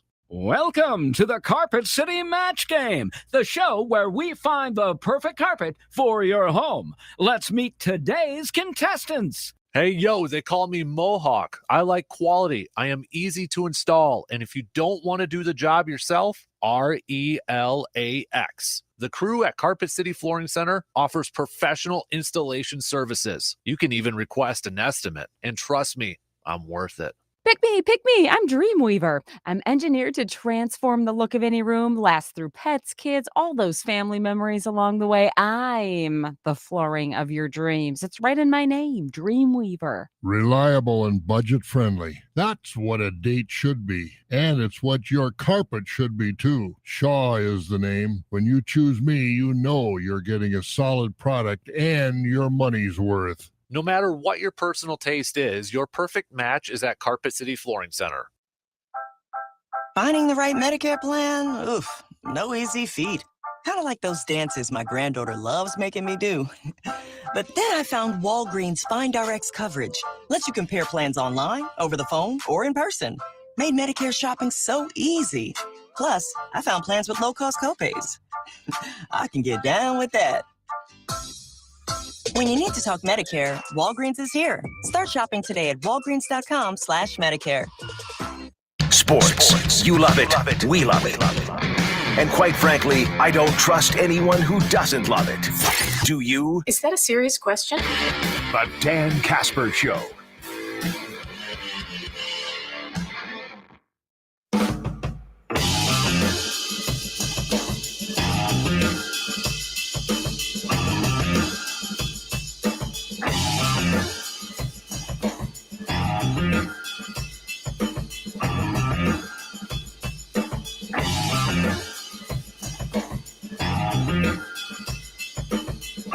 All right, so in case if you didn't hear it in the first hour, a little game that we're going to play in the next hour, and this is all courtesy from Brandon from retweeting some Twitter account that had the question. That asked the question. That asked the question, so we're stealing it right now. No, if it's only stealing it if you don't give credit. Otherwise, it's just research.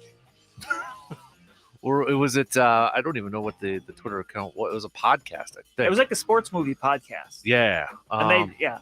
I'm trying to scroll through here to see if I can find it here. Because me being me, I gave a very sarcastic answer. And don't worry, my answers for this, I'm actually taking this serious. Big Screen Sports Podcast was the Twitter account. But they asked the question, what fictional sporting event would you most want to have attended? So, like movies, TV show, whatever. Yeah, like, but it can't be real. Like, you can't say I would have went to, the Miracle on Ice. Right. Because that happened. Exactly. So, I put it up on Facebook, got some good answers. A popular one, Major League, and Major League One.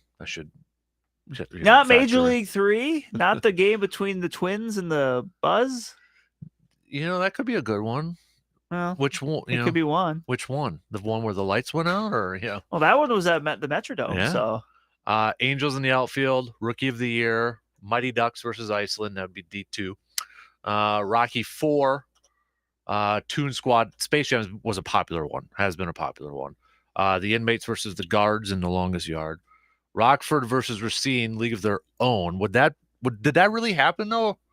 Is it true, or is it just based on a true story and they kind of that changed some things? Yeah. Because that to me, that's fair game, Mhm. as long as it wasn't specifically what happened. Right. Yeah. Bourbon Bowl, Waterboy. We've got some of these are mine, but I've still got a few that are not on there that I'm pretty excited about. Any AFC Richmond team that had Roy Kent playing. Average Joe's versus Global Gym. That's a solid one. That's a good one. Rocky versus Creed. Again, Major League. Cleveland versus they said Cleveland championship in Major League. I'm going to assume it was the first one. Yeah. Field of Dreams or Death Race. The Pro Gold Tour Championship with Happy Gilmore and Shooter McGavin. Dodgeball again. Bourbon Bowl. Varsity Blues or Friday Night Lights State Championship or Space Jam. Guards versus Prisoners. Caddyshack pairing with Danny and Ty and Judge Smalls and the Priest.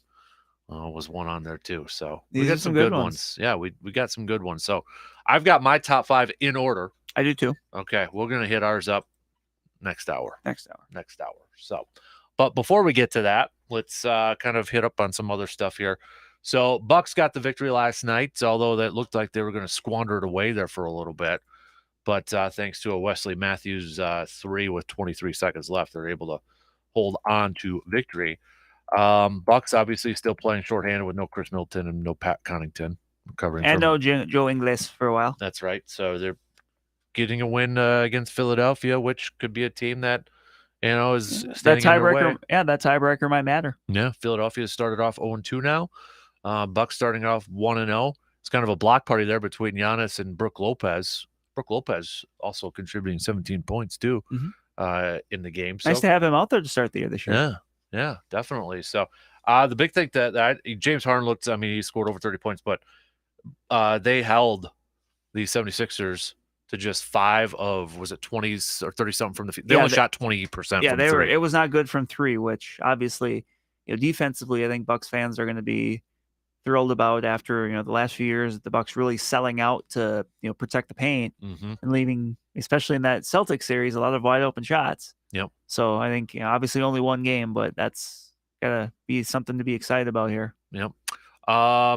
Yeah, 5 of 24. 5 of 24. It's like me shooting. Yeah. Yeah. And that's kind of, I'm like, ooh, 5 24 and James Harden, and he only shot it 7 times from 3, 1 of 7. But Joel Embiid, they held him in check fairly well, 6 of 21 from the field. But Drew Holiday also struggled a little bit from the field. But he made up for the defense. Had a nice, especially late one of those last possessions against Harden had a really nice series defensively. And I honestly think that's what you have to expect from Drew Holiday. Yeah, the defense is always going to be there. Like the offense will kind of come and go a little bit, but that's not as big of a deal when they're a little bit closer to full strength. Mm-hmm. Yeah. Not sure this texter asking if Brook Lopez can please stop shooting threes. He did not make a single one last night. He made 4 of them last night. So Brook Lopez, did make 4 of them last night. So, but I mean, throughout his career, I mean, that's kind of been his game. It's been weird because he didn't do it too much until he got to Milwaukee, right? And they started doing it and was pretty decent at it. Mm-hmm. That's just weird that someone would go from I'm not ever shooting threes to suddenly you know what, I'm going to start shooting threes. Yeah, and to be good at it. Yeah, I mean, he's 34 and a half, 36, 33, 35 and a 35.8 last year, which is not bad for a big guy. Yeah, but I'm not quite sure what that. Yeah, he made 4 of them last. 12 of his 17 came from 3 last night. So, but that's kind of the trend of the game, isn't it? Yeah, the perimeter game. Yep, that's a lot. That's a lot of it. Yep. So, unless you're kind of old schooler and you still like the inside out type of game, but Giannis did make 1 3. Maybe that was what they're. He still did to. plenty of the other things that Giannis is going to do. So yeah, that's fine, just fine. Yeah, 1 of 3. Drew was 0 for 6. Yes. from the 3-point line. So shooting like Drew Bledsoe. Ooh, look at that. But no, going back to Drew Holiday, I was gonna I feel like that's kind of what you have to kind of. He's been up and down with his offense, yep. But you kind of have to factor in how much energy is he putting towards defense where that affects his offensive game. I think that really hurt them in the Celtics series once without Middleton. Mm-hmm. You're kind of okay with that trade-off. We saw that the year before, when they won the title. You're okay with that trade-off when you have the other options there, especially someone like Middleton that can shoot the lights out. Mm-hmm. So, yeah, I mean, ideally, as long as you're set up when the time comes. Because they probably don't win that finals without Drew Holiday's defensive performance against Paul and Booker. Absolutely not. Yeah. Absolutely not. So, I know we're a game into it, but for your season predictions for the Bucks, are you picking them to go all? Vegas loves them. I say and that's the thing. There's a lot of different people that really like them. Which kind of surprised me. I thought people would be on that Boston bandwagon a little bit. Yeah, maybe I think maybe the being without the coach is going to hurt. Mm-hmm. And then I mean. Brooklyn, who knows? Yeah. I mean, we don't know. Cleveland got better. Philly. Yep. Philly's going to be right there, too. It's going to be fun, but. And, I mean, Miami was the 1 seed last year. I don't know what to expect from, Miami. Yeah. But, Chicago had a kind of a plucky upstart team last year. Mm-hmm. They'll be in the fight. Yep. I still feel like, it's going to be. Yeah. We had Jim Ozarski on yesterday, and he thought it was like Brooklyn or Boston would be the 2 teams. If first of all, he picked Milwaukee to go through the East, but he said if there was the biggest threat, he kind of thought maybe Brooklyn or Boston. I thought maybe it would be Philly too, but again, it's and I don't want to read into just 2 games to start the season, but there's well, it depends on Harden, maybe a little bit there. Joel Embiid's pretty darn solid. Yep. Brooklyn, it's well, it depends on Kyrie. Yeah. Boston. They got talent, but then you got the coach over there. Yeah, you're trying to mesh there. Yeah, so it's is it fair to say that Milwaukee has the less questions? Fewer Could questions? Be. I think they're the most. They feel to be the most solid. Mm-hmm. And assuming there isn't some sort of catastrophic injury or something. Right. But yeah, they're right now. I think you look at them as the team that's kind of the most cohesive. Right. Lakers also lost again last night to the Clippers. So you got the Lakers and the 76ers both off to 0-2 starts. And because, one of the headlines on the mothership already is, again, LeBron talking about shooters. quote, won't harp as shooting woes continue. So Kawhi came off the bench last night too. He did. As working his way back. Yep. So Bucks back at it Saturday against the Houston Rockets. So Major League Baseball playoffs continue. Houston picking up a 3-2 victory last night. I know Aaron Boone was like, well, if the roof was, covered, Aaron Judge could have. I'm like, well, yeah, still didn't, but if ifs and buts were candy and nuts. Yep. So Houston taking the 2-0 lead. Padres and Phillies game 3 tonight. That's tied up right now. Are you still kind of watching? Are you kind of, I mean, you're a baseball guy. Are you paying attention? Yeah. You enjoy? I mean, are they good or is it? I've enjoyed. These have been. I think the lesser of two evils here. I think they've been pretty enjoyable playoffs. I just wish I could enjoy them a little bit more with the team in the in the mix. Yeah. But I mean, obviously there's the connection in the NL series with with Josh Hader and to a lesser extent Trent Grisham. Right. Over there, and then I guess if you want to go a little bit older school, I guess Gene Segura with the Phillies. But it's been a fun series. So I got to ask you. Christian Yelich going to win that Gold Glove. Man, if somebody tries to tell you that someone's a good defender and they point to Gold Gloves, to me that's is it losing its luster? Gold Gloves, a lot, yeah, a lot. Like I felt this way for a while because I mean, like going back, I think it was sometime in the '90s, early 2000s when Rafael Palmeiro won one at first base when he played pretty much all DH. No, and it's weird because. Now I saw Adam McCulvey say, "Well, it's because Christian Yelich he played a lot in left field." But it's one of those things where like both I think the eye test and analytics would say he's not very good in left field.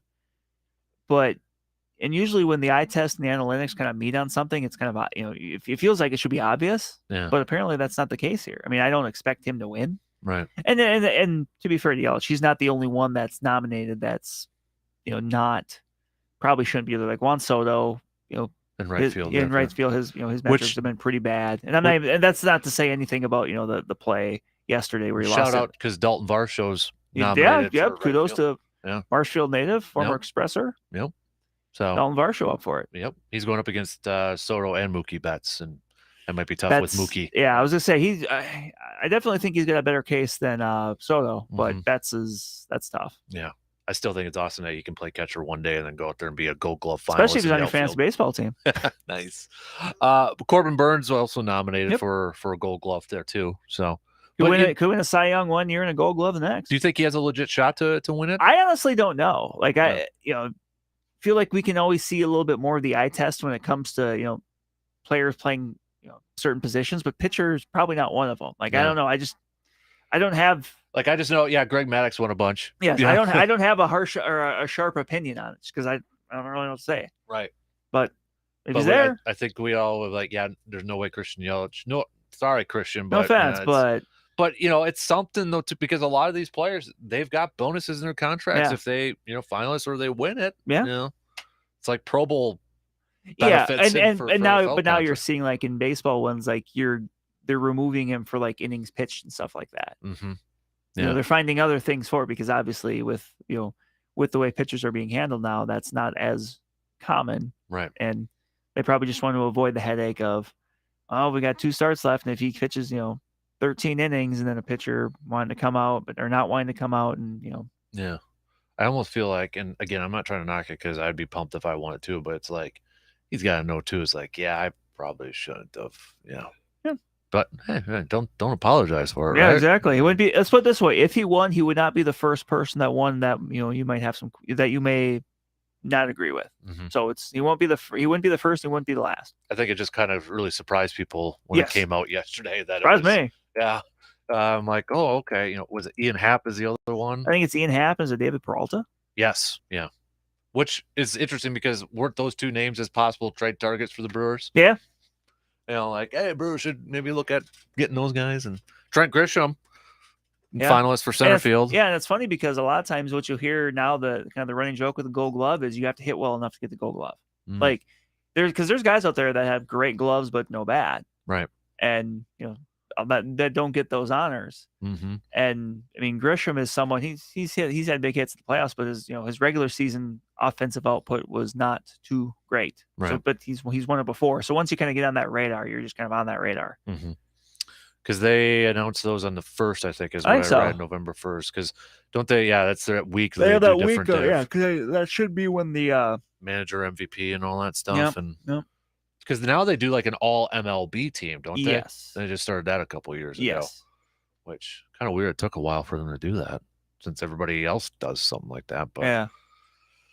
All right. So, but we'll see. We need something to cheer about for Spurs to kind of write home about. What? Okay. I'll tell you in the break. Okay. Did you celebrate the sports equinox yesterday, by the way? No, but I saw it. Yeah, I didn't realize that. Did you? Well, I saw Pat McAfee kind of joking about it. I'm like, okay, well, but it was NFL played, NBA played, MLB played, NHL. MLS played, NHL played. So college football played. Golf played. PGA Golf played. Was it? They said only like the 27th time. Yeah, this one on Thursday there will be no shortage. All 5 major sports leagues in North America will be playing. 27th sports equinox ever, all time. Interesting they put MLS in there, but they didn't put PGA on there. Because there was it some sort of cup thing that they had playing yesterday too. So, but yeah, if I would have known that, I would have maybe celebrated a little bit more. You would have worn your sports equinox shirt. Oh, I mean it's like a solar eclipse. Very rare when it happens. This you can That's why October is the best sports month, everybody. But this you can actually look at. That's true. Go ahead and stare. That's why October is the best sports month. April is second. Sorry. It's true. As the old TBS ad for the Major League Baseball playoffs said, legends are born in October. Ooh, that is a good old classic one right there. I think that's the 2011 Brewers. How many times do we hear written in the stars between those two series? Written in the stars, a million miles away. Those are the only words I know. Seasons come and go. I know that. I know the and melody. I'm on my way.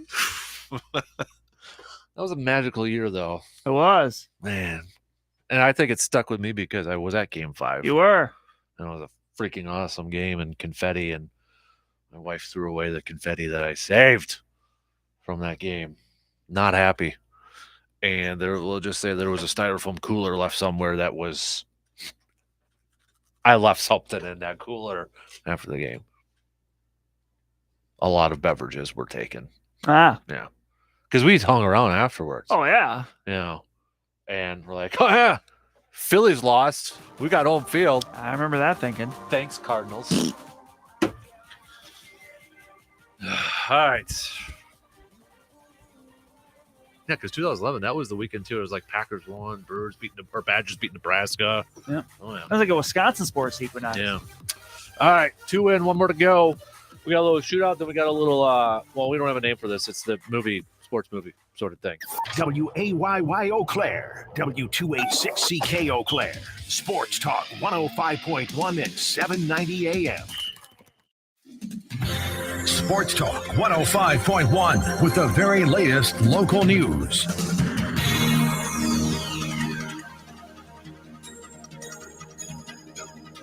Good morning. Here's what we're learning today. Looks like Cameron schools were the closest to us in the area to see a fake shooting call yesterday, but we weren't alone across the state with 715 Newsroom coverage. John DeMaster explains that swatting trend. Police departments across the state rushed to local schools yesterday after dozens of communities got 911 calls about a string of school shootings. All the calls were fake. Not a single school saw an actual school shooting. Barron County Sheriff says they got a call about a shooting at Cameron schools and they went to check it out. I'm John DeMaster. As we visit the courts, Waukesha Christmas Parade attack defendant Jarrell Brooks Jr. made his opening statement to jurors Wednesday afternoon. Sounded like this. I'm confident that the evidence will show is that this incident was not planned, this incident was not intentional, and this incident was never even thought about. Brooks later growing tearful and asking jurors to keep eyes and ears as open as possible. He called 2 witnesses to the stand before the trial adjourned for the day. 40-year-old Milwaukee man is representing himself and faces dozens of charges in the deaths of 6 people and injuries to dozens more in last November's tragedy. Well, we go to Dunn County, where a bone found in a creek there is human, but not new.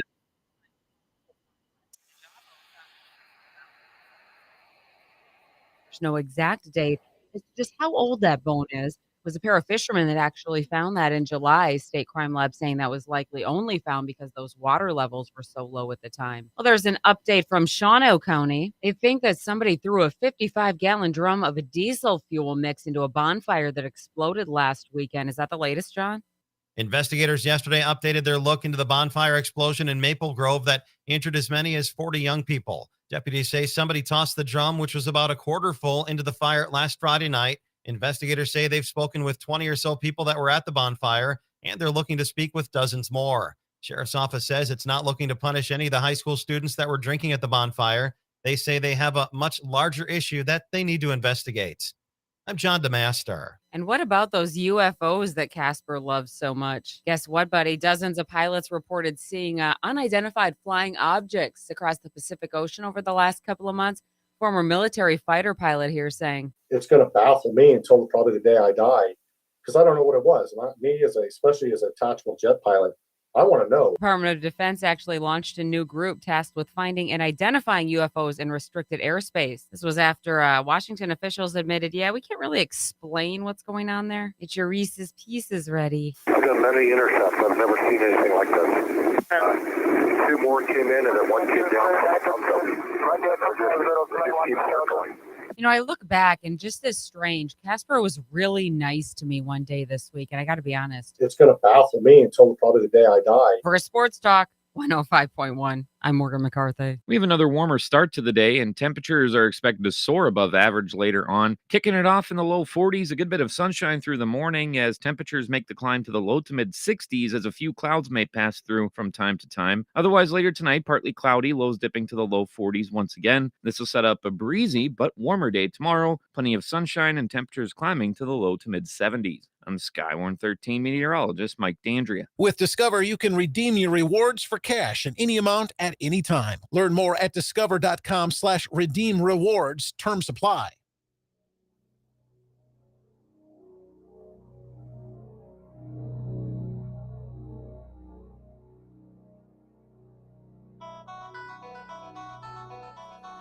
Welcome to the Dan Kasper Show. Yes, sir. Yes, sir. It's the show that features serious, thought-provoking sports talk and insightful sports commentary. You knew it! In other words, it's the show where they all talk a crap load about sports. Let's go for it! Now let's introduce your host, a man who lives and breathes and has a passion for sports. A man who breaks everything down in the sports world and gives you everything you need to know. Plus a bunch of stuff you probably don't need, but you'll still enjoy it. You can't handle the truth! Here is your host, Dan Kasper. Prime time! Prime time!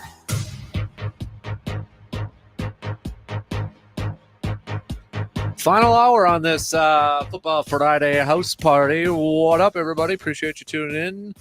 Dan Kasper Show is on the air, radio dials. You got a couple of those babies, 105.1 FM, 790 AM. Also available online, sportstalk1051.com. You can get the link for the video stream up there. Google and Alexa home devices, the Sports Talk app. A bunch of different ways for you to be tuning in. The Shoe Doctor's bullpen line. Hit us up with some texts, 715-830-1912. Catching up on a couple of texts here. Jake from State Farm, what about the game they play in Harry Potter on the flying brooms? That would be wild. Well, Quidditch, but you got to pick one. You can't just say, you got to pick a specific game. Which movie? Is it match? Or no, like which are movie? Are they matches? Yeah. Like, would it be called a Quidditch match? I think is there a certain one? Yeah, a certain one. So, good morning. I just heard a rumor that Christian McCaffrey had signed with the 49ers. Is that true? Well, he was traded to the 49ers. And because of your streaming knowledge of all things Packers, when was the last time the Packers had a fake punt? I don't think they have since Lombardi, and he probably didn't. 2018 against the Dolphins. J.K. Scott was the punter. Did it work? It did. Raven Green picked it up. There we go. So quick Google search there. So yes, they did. All right, you want to do some picks? Sure. Get your magic 8 balls out. It's time to make some predictions and picks. All right, let's start it off with the college football world for our picks here. Kind of looking at, I know it's not the greatest of slates, but we got a few games that we can make some picks on. How about Syracuse, undefeated Syracuse, taking on Clemson, 14-5 matchup. Orange versus Orange. Yeah. I'm going to go Clemson. Yeah, I'm gonna go Clemson. I wish that game though was at Syracuse. Yeah, because I if think that was in the Carrier Dome, yeah, maybe a little bit better shot. But yeah, Mhm. that's tough for. I don't see them going to I agree. Clemson and doing it. How about both these teams not in the top 25 anymore, but Kansas at Baylor.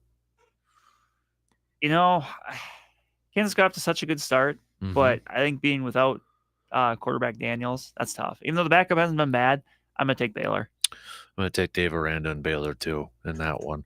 How about number 7 Ole Miss at LSU? One of 3, I believe, unbeaten teams still in the SEC. Mhm. A lot of people talking about Georgia. A lot of people talking about Tennessee after last weekend. Not a lot of people talking about Ole Miss. No, I'm Lane on Kiffin over there, the man. Lane train. Yeah. Choo choo. I'll go Ole Miss too in this one. Lane Kiffin, Brian Kelly. I'll go Ole Miss though.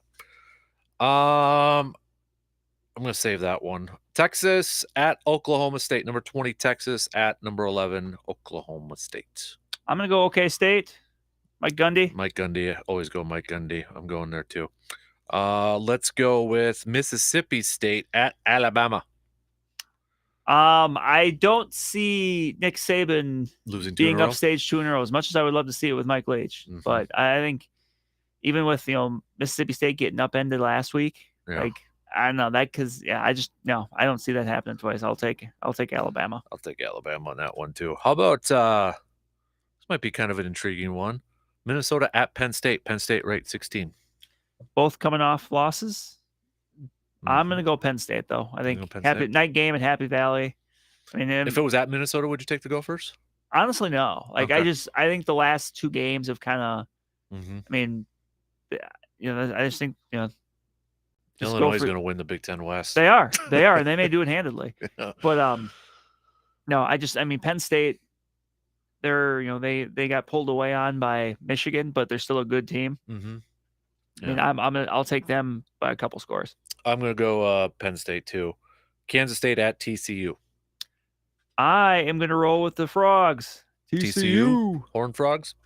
I'll go TCU as well. Then the Chip Kelly Bowl, UCLA, which I think this was a year Chip Kelly needed probably to save his job at UCLA. Yes. At this point, because it's finally there. But going up against his former team, Oregon, 9-10 matchup at Oregon. I'm gonna go UCLA. Okay. I'm still not super much a big believer in Bo Nix as a quarterback. Mm-hmm. And I don't know. I think UCLA. I think it's a good game. I think it's a competitive game. But I think UCLA by 3. UCLA in their last 2 games have beaten 15th Washington, number 11 Utah, 40-32, 42-32. Oregon's been dominating teams, though. I think I'm gonna go Oregon in this one. I'm gonna go Oregon. Wisconsin at Purdue. Will Purdue snap a 15-game losing streak? We've kind of seen the best of times and the worst of times, so to speak, in these first 2 games. I think the caliber of opponent had something to do with that. Mm-hmm. This one, because I knew we were going to pick this game, but I've gone back and forth on this so much. I don't know, like the way that last game ended. The game ended where Wisconsin just couldn't get off the field against the passing game. Yeah. It's a Purdue team, and they had O'Connell that can throw the ball all over. I just don't know. Like I think I'm going to take Purdue. I'm taking Purdue for those same exact reasons too, as the passing game from Purdue. I mean, if they get some pressure, but I mean, just want to see some defensive backs getting their head around. Yeah. Which it's kind of frustrating too. I know it's talent, but you got Jimmy but Leonard. But that's also, to me, that's been something I think has been a bit of a critique for the Badgers defensive backs for a while. That's not just exclusive to this year. Mm-hmm. But I mean, a big game from Nick Herbig would go a long way. Yeah. Get some pressure. Yeah. But I don't know, the way that game ended, I'm a little leery. Might set up too. We kind of said Illinois, but remember Purdue has to go to Illinois yet too. Yes, So that so- maybe decides them a little bit there, but I don't know. We'll see. All right, those are it for some college picks. You ready for some NFL picks? I am. Big boy. So, we saw the Arizona and New Orleans putting up a bunch of points, kind of making up for the 2 weeks prior, but that helps when Andy Dalton throws back-to-back pick sixes last night too. But Arizona gets the victory. Maybe kind of extends their season, saves their season a little bit, but now you got Kyler and Cliff yelling at each other. So, Atlanta at Cincinnati. Cincinnati. I'm picking Cincinnati, but Atlanta's pesky. We've said it. Say it as a compliment. They're annoying. Like every team they played so far, they've been right there with. Honestly, if this was at Atlanta, I might pick Atlanta, but I'll go Cincy in this one. Detroit at Dallas. Dak Prescott coming back, and thank gosh for one of my fantasy football teams. I'm gonna go with Dallas until Detroit stops somebody. Mm-hmm. I'm gonna not have faith in their defense. I'm gonna go Dallas too in this one. This one's actually tough for me. Colts at Tennessee. Yeah, because these are just two teams I don't think you ever really know. I know. It's like I don't want to get back on that Colts wagon. Yeah. But then it's like Tennessee. It's like I don't know. There's nothing super exciting there. But I'll take Tennessee because they're at home. They're coming off the bye. They've had 2 weeks to look at this. I'm gonna go Tennessee too because of that same reason. Skip that one. Let's go Tampa Bay at Carolina. Tampa Bay, and obviously it's tough for them right now. But I mean, West Carolina got left. Right. Yeah. So Tampa Bay. Yeah, I'm going Tampa Bay too. The Giants at Jacksonville. Giants. You're gonna go Giants with that Giants train, okay? I'm going Jacksonville. They've been struggling the last couple games. They turn around and give the Giants their second loss of the season. So I'm gonna go Jacksonville. Cleveland at Baltimore. Baltimore. Mm-hmm. I think Baltimore bounces back. I mean, it seems like their issue is just don't get a big lead. Yeah. Yep. I'm gonna go Baltimore too. And then the Jets at the Wolverine-blooded Russell Wilson and the Denver Broncos. I'm going to go Jets. I'm going with the Jets, Jets. Why not? They got some swag and confidence right now. Yeah, I mean, until this Denver the sky offense, is falling in Denver. Almost until this Denver offense does anything. Yeah. Like, I don't think either offenses are any good. But see the latest Russell Wilson commercial? No, but should I just avoid it? The look on your face says you can't though. No, you just can't. You should look it up during one of our breaks. Oh boy, yeah, it's something, man. So I'm going Jets. Houston at Las Vegas. Vegas. Yeah, I'm going Vegas too. Geno Smith in Seattle taking on the Chargers of Los Angeles. Why do I feel like Seattle could win this one?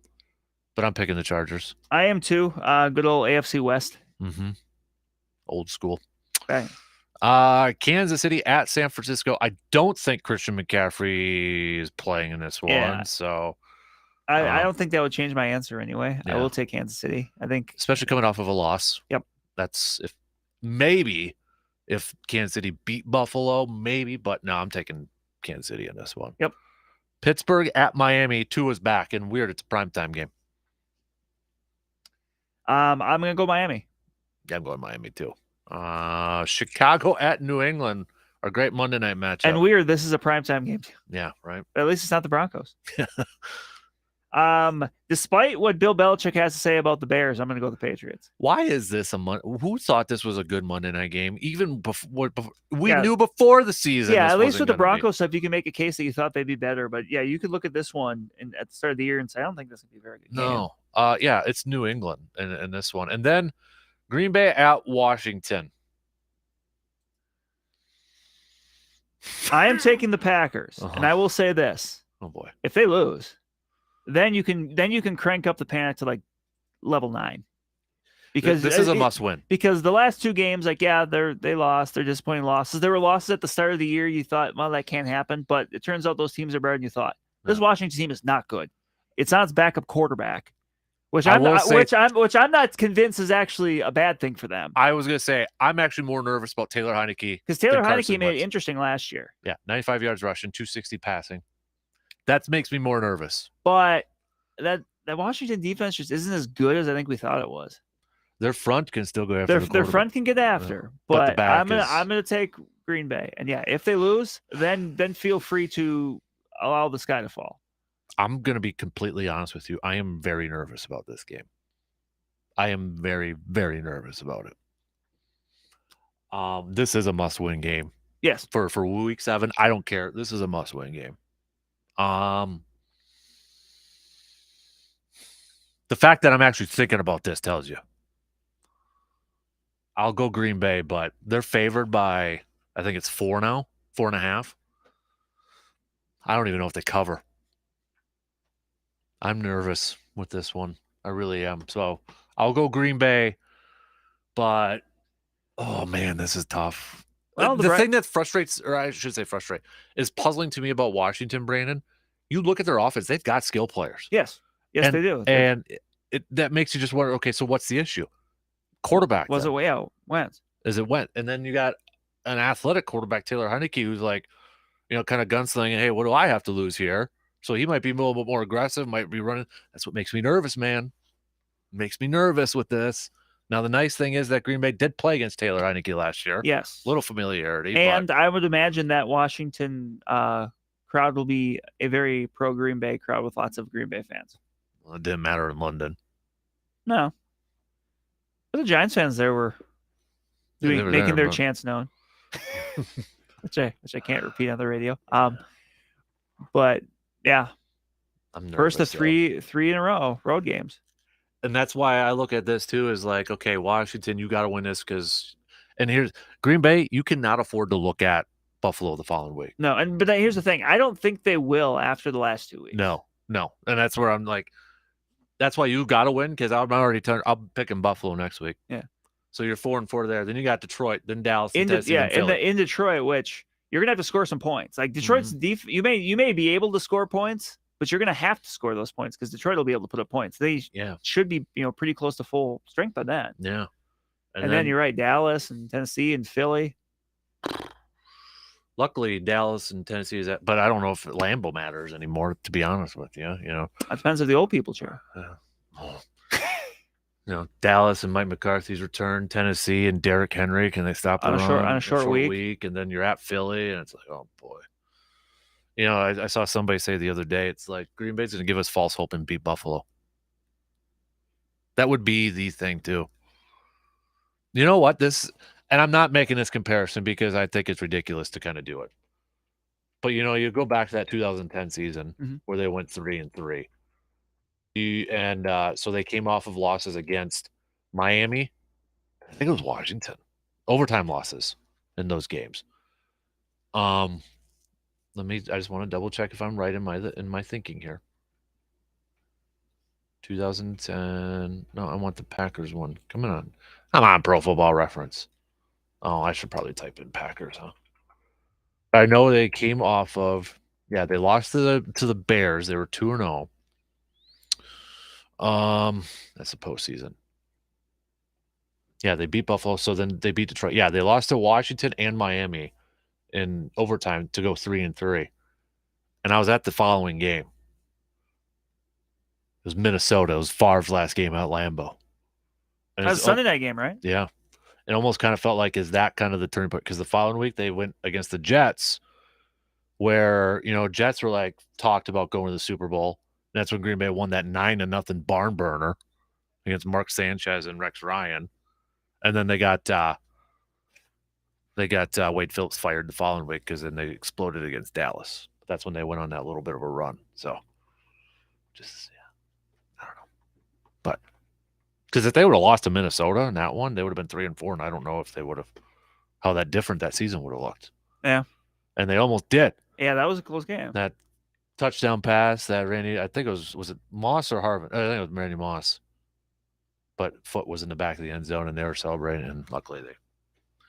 Yeah, but I'm nervous, man. I'm nervous. I'm not going to be a happy camper Monday if they lose. Don't talk to me on Monday. Nobody text me or anything. Just don't. It'll just be 3 hours of you sitting in here just stewing. Just don't talk to me. All right, let's play a game coming up. 180!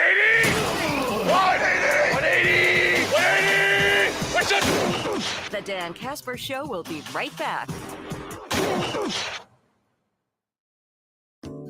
Time to head west. California, here we come on a beautiful farm tour to California, February 10th through the 18th. We'll start in San Francisco, visit an almond orchard, olive oil, dairy farms, the Hillmar Cheese Factory, so much more, including the California Redwoods. Visit holidayvacations.com, keyword wax, to learn more about our tour and watch a travel show, or call 888-557-1020 for a free brochure, February 10th through the 18th. Taking care of yourself and focusing on your health is important. The health experts at Hy-Vee Pharmacy take the time to work with you and help you with any of your health questions and prescription needs. At Hy-Vee, you won't be treated like a number and spend your time waiting in line all day. Transfer your prescriptions to the Hy-Vee Pharmacy and experience a new level of patient care in Eau Claire. And while you're there, ask about the fuel savings opportunities for transferring and filling prescriptions. The Hy-Vee Pharmacy, changing expectations of what a pharmacy should be in the Chippewa Valley. Are you looking for your next gig, but you're tired of all those boring, awkward, stuffy job fairs in bad rooms in the middle of the day? I agree. You know what would make it better? A beer. Careers and Beers is the ticket. October 27th from 4 to 6 p.m. at the Brewing Project in downtown Eau Claire. We're bringing together area companies, and they'll be on hand, and then we'll even buy you your first brew as you look for your next career in a casual, cool environment. No strings attached, nothing ventured, nothing gained. Join the stations of Midwest Family at Careers and Beers Thursday, October 27th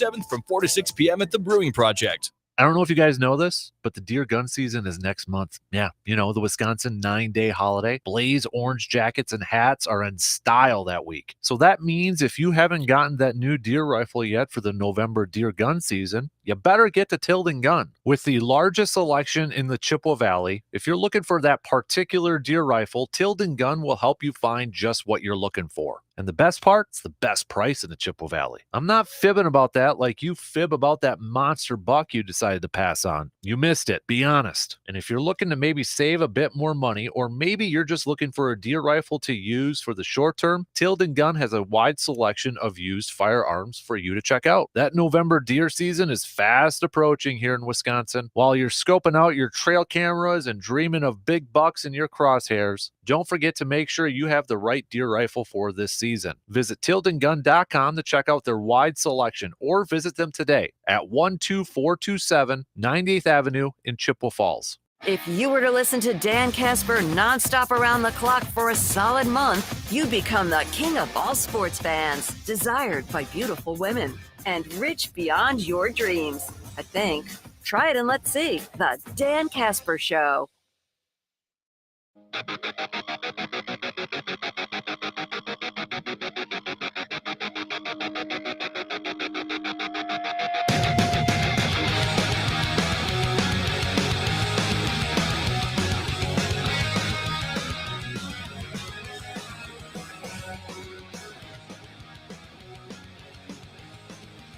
All right, before we get to our little game thing that we got here, Brandon, who should we name as our Carpet City Flooring Center sports spotlights? Well, because you did do one last week. Yep. But since I was not here, I have one that's actually I would have did last week.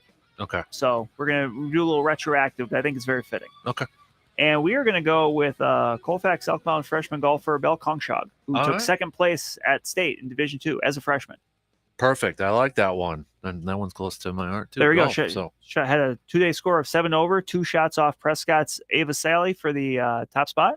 So high expectations for the next 3 years. And look, and she's, throughout the year in the Clover Croy Conference matchups, she was dominating. She was finishing first pretty much every time. So, obviously the future is very, very bright, but a very good way to cap her first season of high school golf. I'm sure bigger and brighter things ahead. Absolutely. That's awesome. So we will get that in the mail, put that up on the shelf with her certificates. And I'm sure the many, many, many golf trophies she has won and will win. We were talking about this off the air, but it is a Northwoods League thing, so we should, bring it up too. But Minot's got their team name for their Northwoods League team. Minot Hot Tots. You had to be right. It's a tater tot. And I love it, man.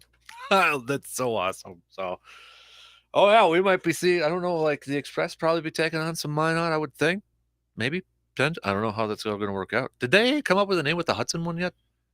I think they did. Is it? I thought I remember seeing that. I don't know. But I love minor league baseball team names. Yes. I love this. I love names like that. Because You guys are gonna St. Croix Hounds. That's right. Yeah, Yeah. St. I Croix. just- I thought Sorry, they St. did. Croix River Hounds. Excuse me. So, but I love the teams that come up with the fun, creative names like that. Yes. Because you know what's going to happen now. You're going to get people from all over. They're going to see it and they're going to want that. That hat. I mean, that's why we got a Sasquatch hat from North Dakota here. But spearfish Sasquatch hunt. But the other I think they've already got it. But here's your one night, Napoleon Dynamite night. Dress up as Napoleon Dynamite, get a free hot top, tater tot. Mm-hmm. Give me some of your tots. Give me some of your tots. Oh, all right. You ready to do it? So this, again, if you're just joining us, we were, this is courtesy of Brandon for retweeting this and me actually seeing it on Twitter. But Brandon had retweeted tweets. I'm going to bring up their name again to give them credit. It is the Big Screen Sports Podcast had asked the question, what fictional sporting event would you most want to have attended? We put it up on Facebook. We put it up on Twitter. We went through a lot of the picks out there. Some of them on Twitter that I did not get to. I mean, a lot of them are the same ones. You know, you got your major leagues. You've got, Space Jam is a very, very popular one. Basketball. Happened, though. Space Jam, right? Bill Murray was a key figure in that one too. Basketball was another one on there too. So, all right, Brandon, I will. Should we go start off? I got mine in order. Do you have yours in order? I do. Okay, so let's start off with 5 for each of us. Okay, so now, you go first. I've got one, and if this doesn't count, because it's technically not a sports movie, but it's like a competition involving sports stuff. I'll allow it. Okay, and I haven't heard anyone say it either, so that's what I was wondering if it. I am counting to go back in time. I want to watch the Apache relay from the movie Heavyweights. There's football throwing, there's balloon shaving, there's go-kart racing. I would want to watch that. All right, that's a good one. You're starting off hot right now, man. That's number 5. That's number 5. My number 5 is, it's I went with Mighty Ducks D2 USA versus Iceland, not Trinidad Tobago, but I'm going with the Gunnar Stahl and Gordon Bombay and Cat Stevens getting the save at the end. Cat Stevens is a singer. Julie Stevens. Julie the Cat. Julie the Cat Stevens. That's what I was getting at. I don't think that's right, though. What? I don't think her last name is Stevens. I thought it was. No. What was it? I think it's Gaffney. You're right. Oh, I had it set up in my head. It was Steven. Why did I have Stevens? Probably because I thought Cat and then Cat Stevens. I'm sure God, you did. what an idiot I am. Holy moly. Well, anyways, that's my 5th one. Starting out that strong. one. Yeah, starting out very strong. 4. First one that somebody had mentioned, I'm going to watch the Bourbon Bowl. SCLSU Mud Dogs versus Louisiana. Bobby Boucher shows up at halftime. I really felt like I was Coach Klein watching that Packer game last week at halftime. Anybody got any bright ideas what's going on? It's because he didn't hold anything back. Really enjoy the subtle guest appearances in that. Mm-hmm. Yep. Mine might surprise people why it's not higher. I went with Rocky versus Drago in Rocky 4 in that fight. So that's my number 4. The reason why is because I don't know if I'd want to go on enemy turf to watch that. Yeah, that's a different time. It is. If it was in the U.S., I probably would be like, that'd be number 1. But that would also be part of the that's also part of the ambiance. Mm-hmm. Yep. All right, number 3. Number 3, another one that was, I believe somebody mentioned, but I'm going to go watch Happy Gilmore at the Tour Championship. All right. Win that gold jacket. Yeah. You'll see a lot going on in that one. Yeah. Sean McGavin running for his life and the tower falling down. Getting hit by a car. Yeah. So I went Space Jam in the Monstars because how often could you see, Bill Murray playing a pivotal role in a game, Jordan turning into Stretch Armstrong at the end. So, I mean, this and the fact that Jordan could have been, taken away if he would have lost because that was the deal, remember? High stakes. Yeah, high stakes. So I went Space Jam number 3, which again, probably surprises some people that it's not higher on my list. But we never would have got to see Michael Jordan as a Wizard. No, exactly. All right, number 2. Number 2, one you mentioned, but D2. Oh, you got it up there. Okay. I do. I mean, I'm that game or Yes, Okay, it has to. Yeah, not has the to be game that. not the game where they beat Trinidad and Tobago like 12-1. It would have to be that one. I mean, the Junior Goodwill Games. I'm surprised you went D2, not the first one. I don't know. I honestly, that might be one of the. I think I might like the second movie more than the first. I love the second one more than the first. Yes, Yep. and that's like, and this is a high bar and a higher bar. Yeah. But I do think I enjoy the second movie. And more. how often do you say that about sequels? Like, Yeah, not often. Yeah. So no, I yes, definitely that. I had that one on VHS. My number 2 was originally my number 1, but I dropped it down. Ooh. And only one person mentioned this one. But I mean, if you've got a chance to see ghosts of greats play a game, Field of Dreams has to be on there. So if you could go and watch a baseball game in the middle of a cornfield and you've got Shoeless Joe Jackson's Ghosts playing and some of the greats playing, sign me up for that. Field of Dreams is my number 2 on there. I mean, the historical if you're a history guy and that sort of stuff, yeah, Field of Dreams for me. You just got to make sure you can see them, though. You know, which at the end, I don't want to spoil the ending of the movie for anybody who hasn't, if there is anybody who hasn't seen it, but you probably would. I haven't seen Titanic either. Don't spoil that. You're going to be disappointed. It depends. Maybe. All right. Number 1. Number 1. Can I guess your number 1? I think it's pretty obvious. I think you know what it is. Okay. Major League? Yes. Okay. The first one, yes. Yes. Jake Taylor? Yes. It's my favorite movie of all time, and I would absolutely want to be there. Okay. You ready for my number 1, which might surprise people? We did mention basketball. Somebody already did. Yes. Yes. Which that was an honorable mention for me. Was it? Okay. To be there for the Denslow Cup. Okay. Absolutely. Can I take a guess? Go for it. Are you going to be there for the day of draft day? That's a guy never even thought of that. Could you be in the room? Could you be in the war room? I didn't even think of that. That would, you know what? That might be an honorable mention for me. One of my other honorable mentions, it was at 5, but I subbed it out, was the final round for Tin Cup. That was on there, but I took that one out. I was a little surprised that, I guess I got Space Jam. I was going to say it's no basketball, but when you think about like basketball ones, a lot of them are based off of true stories. Some of those. But number 1 for me, I think is a very in the lore of this character is an underrated one, but it's got the best. Yes. Oh, I was going to register a guess. Go for it. Air Bud. No. Rocky 2.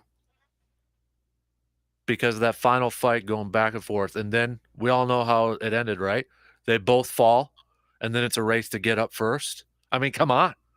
That high suspense, even to this day when I watch that movie, I'm at the edge of my seat yelling, get the you-know-what up.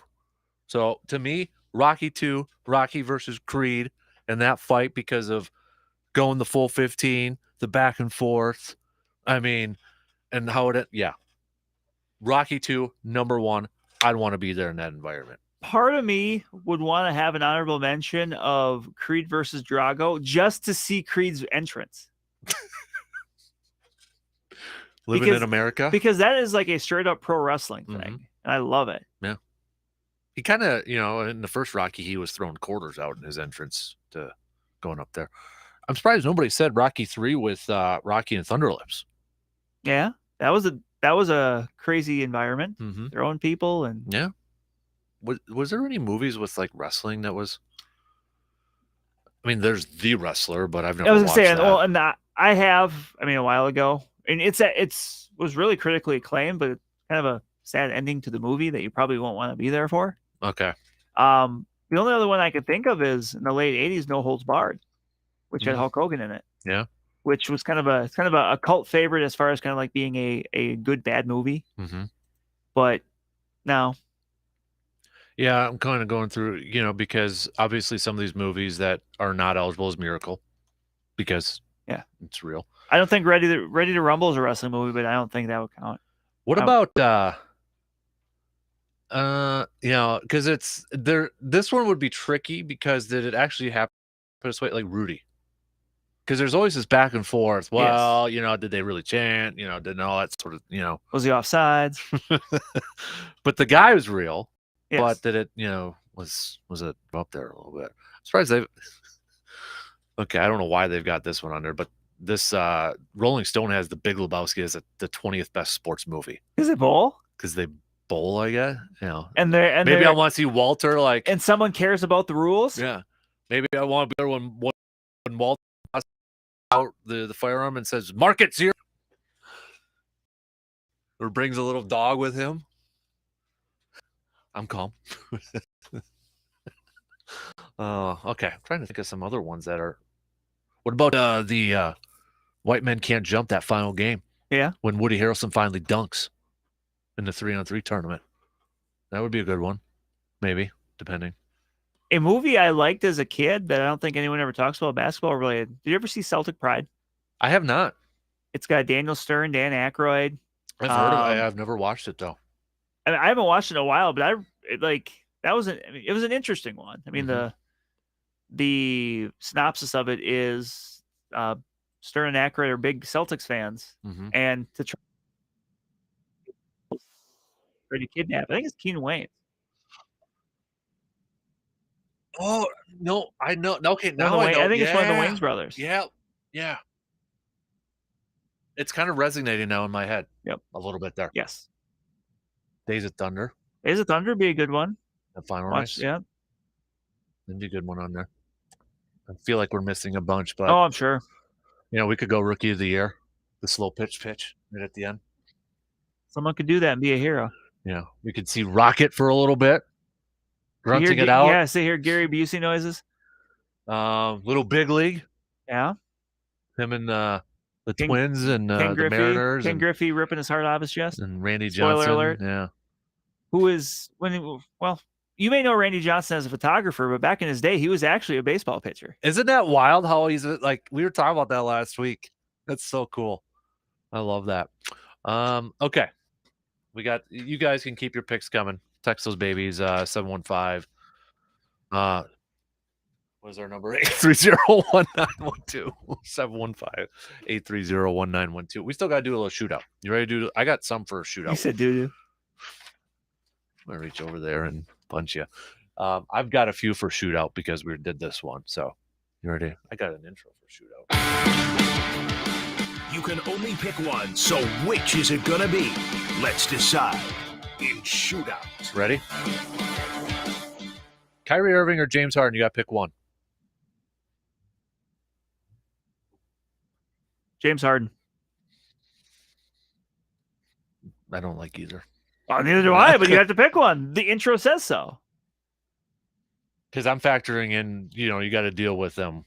Yes. Not just playing skills. Yeah. But the whole shebang. The whole Megillah. I'd probably go Harden too. That's tough. Bailey or Mac, if you're Bill Belichick. When you said Mac, the first thing I thought of was Mac from It's Always Sunny in Philadelphia. I think you got to go back to Mac. I think you do, but that leash is shorter now, isn't it? Yeah. If he comes out against Chicago Monday night in that epic Monday Night Football game, yeah, and struggles. Holy moly, how things have turned! Wow. You got to pick one to cheer for: Yankees or Astros. Yankees. Ooh, that was quick. Yep. Just because of the cheating thing with the Astros, and there's this Yankees team. There's really nobody on it that I look at and that I'm just like, ugh, I don't like them. Mm-hmm. There's been that case with teams in the past, but not really with this one. I just, yeah. Okay. I'm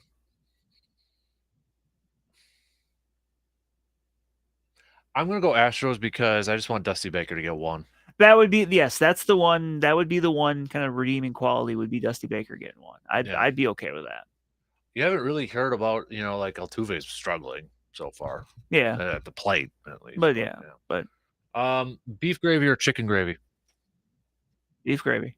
Beef gravy all the way, right? Heck yeah. Beef. Mashed potatoes in that. 100%, man. No offense to the chicken gravy, but as Jim Harbaugh once said, chicken's a nervous bird. Although I really enjoy chicken, so.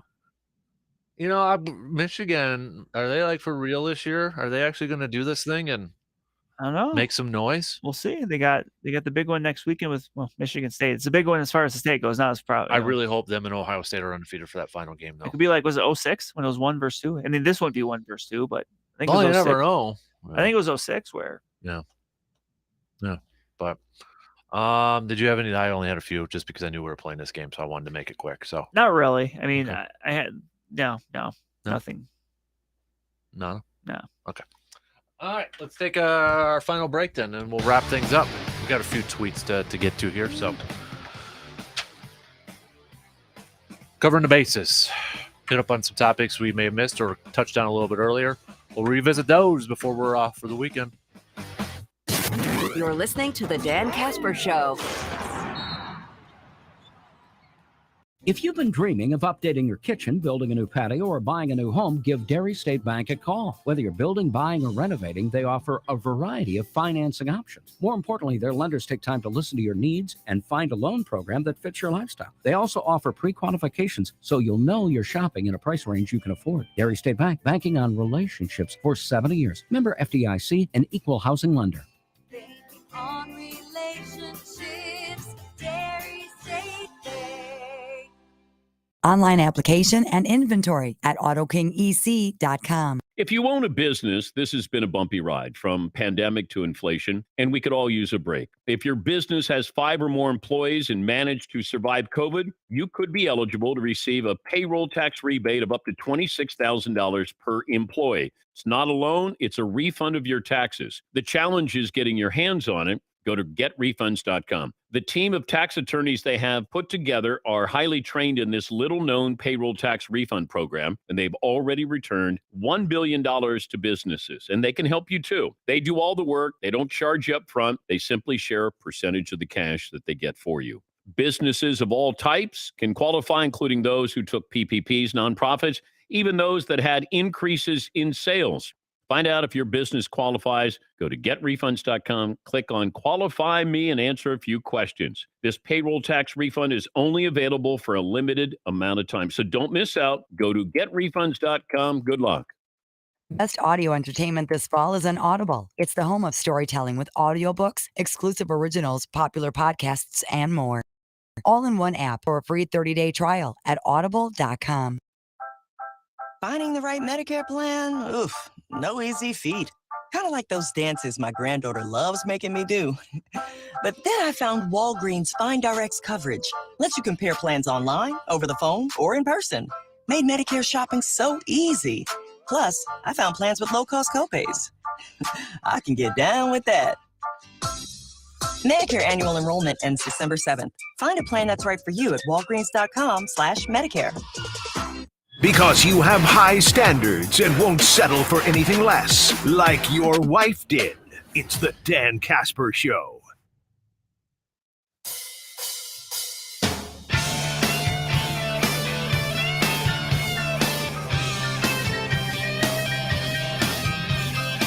Got a couple more tweets. Vision Quest is a wrestling movie.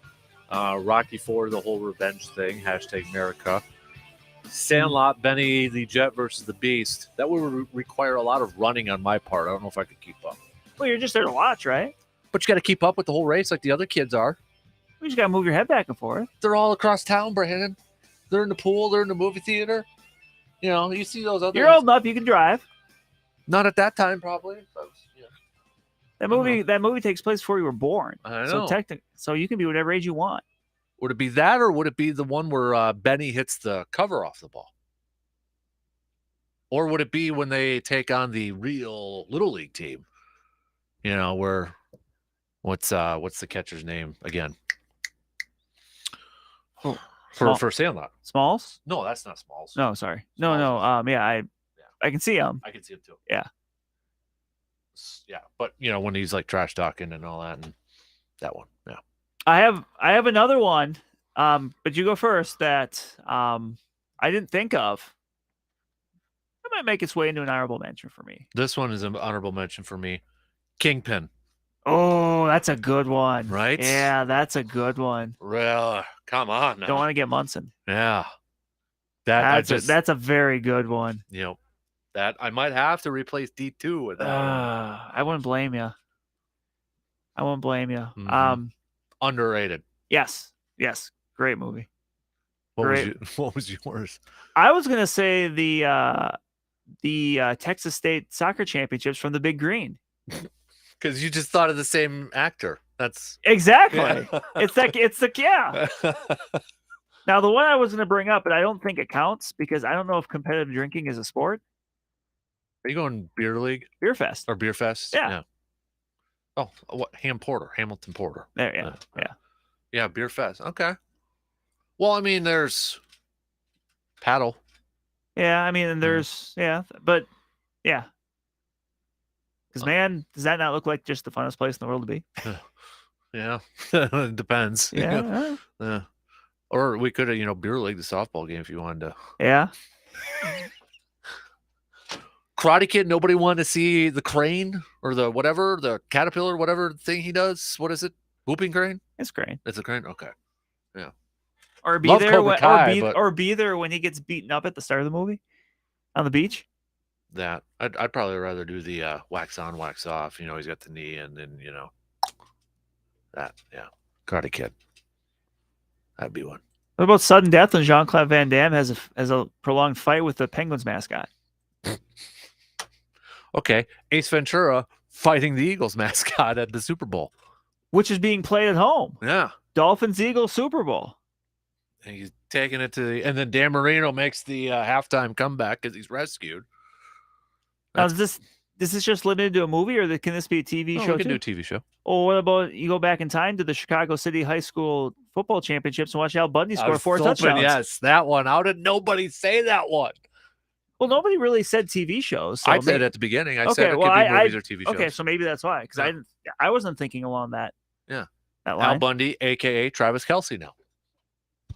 If anybody gets the joke from last week. Yeah. Which, did you see Travis Kelce post a montage of Al Bundy? No. Talking about the 4 touchdowns? He scored 4 touchdowns in the Chicago City High School championship game. That would be a good one. That would. Or be a else good I one. would go back in time and watch the Hank Hill in the Texas State Championship game where he broke his ankle. Oh, yeah. For King of the Hill. You are a big King of the Hill fan. King of the Hill is my favorite TV show of all time. That's saying something. That is saying something, but it's without question. There's really not any. Well, I'll take that back. I got one for you. What about one of those hockey games from Letterkenny when they won the ship? Yeah. You could go watch the provincials. Yeah. Yep. It would be worth it just to hear Shorzy chirp. Right. That's thinking about that a little bit there. Okay. See, now we're starting. Yeah, if we did TV shows or like TV, that opens that up a little bit. Because I know somebody said Friday Night Lights. Yep, and that could be the movie or the show. Yep. Clear Eyes, Full Heart. Is it Clear Eyes, Full Heart? Can't lose. Yeah. Motivating right there, man. I feel like there's some football ones we're missing out on. Any given Sunday, I don't know. Besides if I could be in the locker room for the speech from Al Pacino, then it's a completely different story. You're not going to go back in time and be there in person to watch Keanu Reeves carve it up? That's a good one. Or Kathy Ireland hitting a field goal to tie it up in the Texas for the Armadillos of Texas State. That one. I still my original tweet. I still stand by saying I want to be there for watching Bernie Mac sacrifice his 3,000th hit to help the Milwaukee Brewers finish 3rd place in the division. Yeah. Every other team that got a movie, it's about they're going to go win the World Series or they're going to win a division championship. It's very fitting that for the Brewers, the ending plot point is they finished in 3rd place.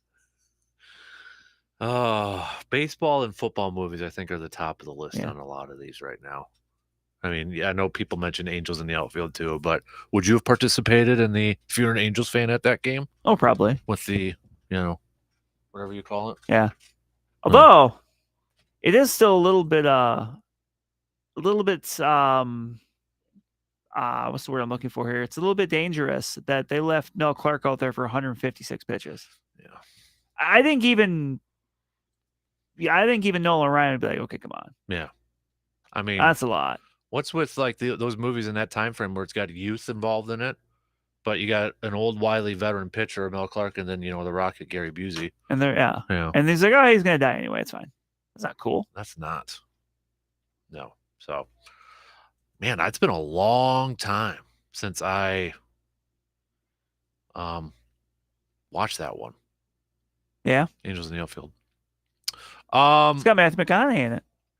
It does. Very early. Very early Matthew McConaughey. Yep. And I got an email from somebody that says Invincible, but that was based on a Yeah, that true- was so Vince that's We Are Marshals based on a true one, so it can't be that Yep. either. So it's the movies or TV shows that aren't real that you got to go check out and that sort of thing. So aren't real. Keep it to that one. So what's this one? Oh, Balls of Fury. Ooh, the ping pong one. That's been a long time since I watched that one too. Well, Talladega Nights. Yeah, somebody did mention that one. The final race. The football game in Dark Knight. What? I don't want to be there. You kidding me? I don't want to be at that one. No way. Heck no. Okay. What? Did you just think of another one? No. Okay, you did, but you won't say it. Yeah, I know you. You heard. Yeah. I'll tell you once we're done. Okay. Inappropriate, isn't it? Yeah, that's what I thought. Nobody said for love of the game. Nobody wanted to see a perfect game from Kevin Costner. What about when Crash Davis set the minor league home run record? Yeah. Nobody was there to witness it.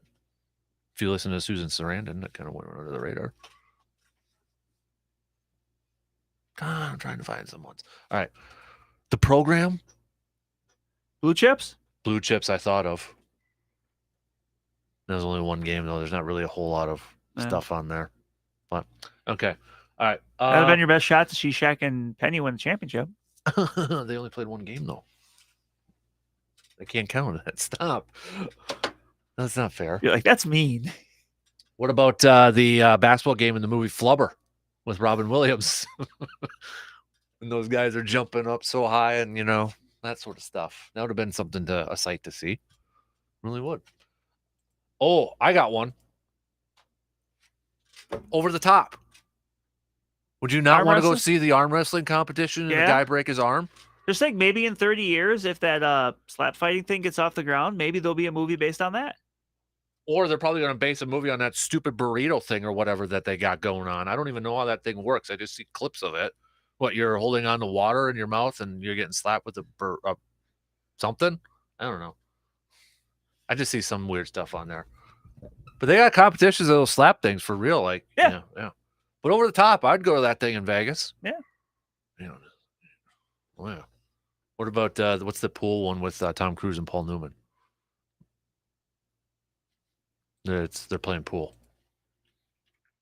No. Were you gonna say Moneyball? I was gonna say Moneyball. What is it called? Oh, The Color of Money. I knew Money was in there. Yeah. Okay. All right. We gotta move on. We got 5 minutes left. People keep texting in other movies here.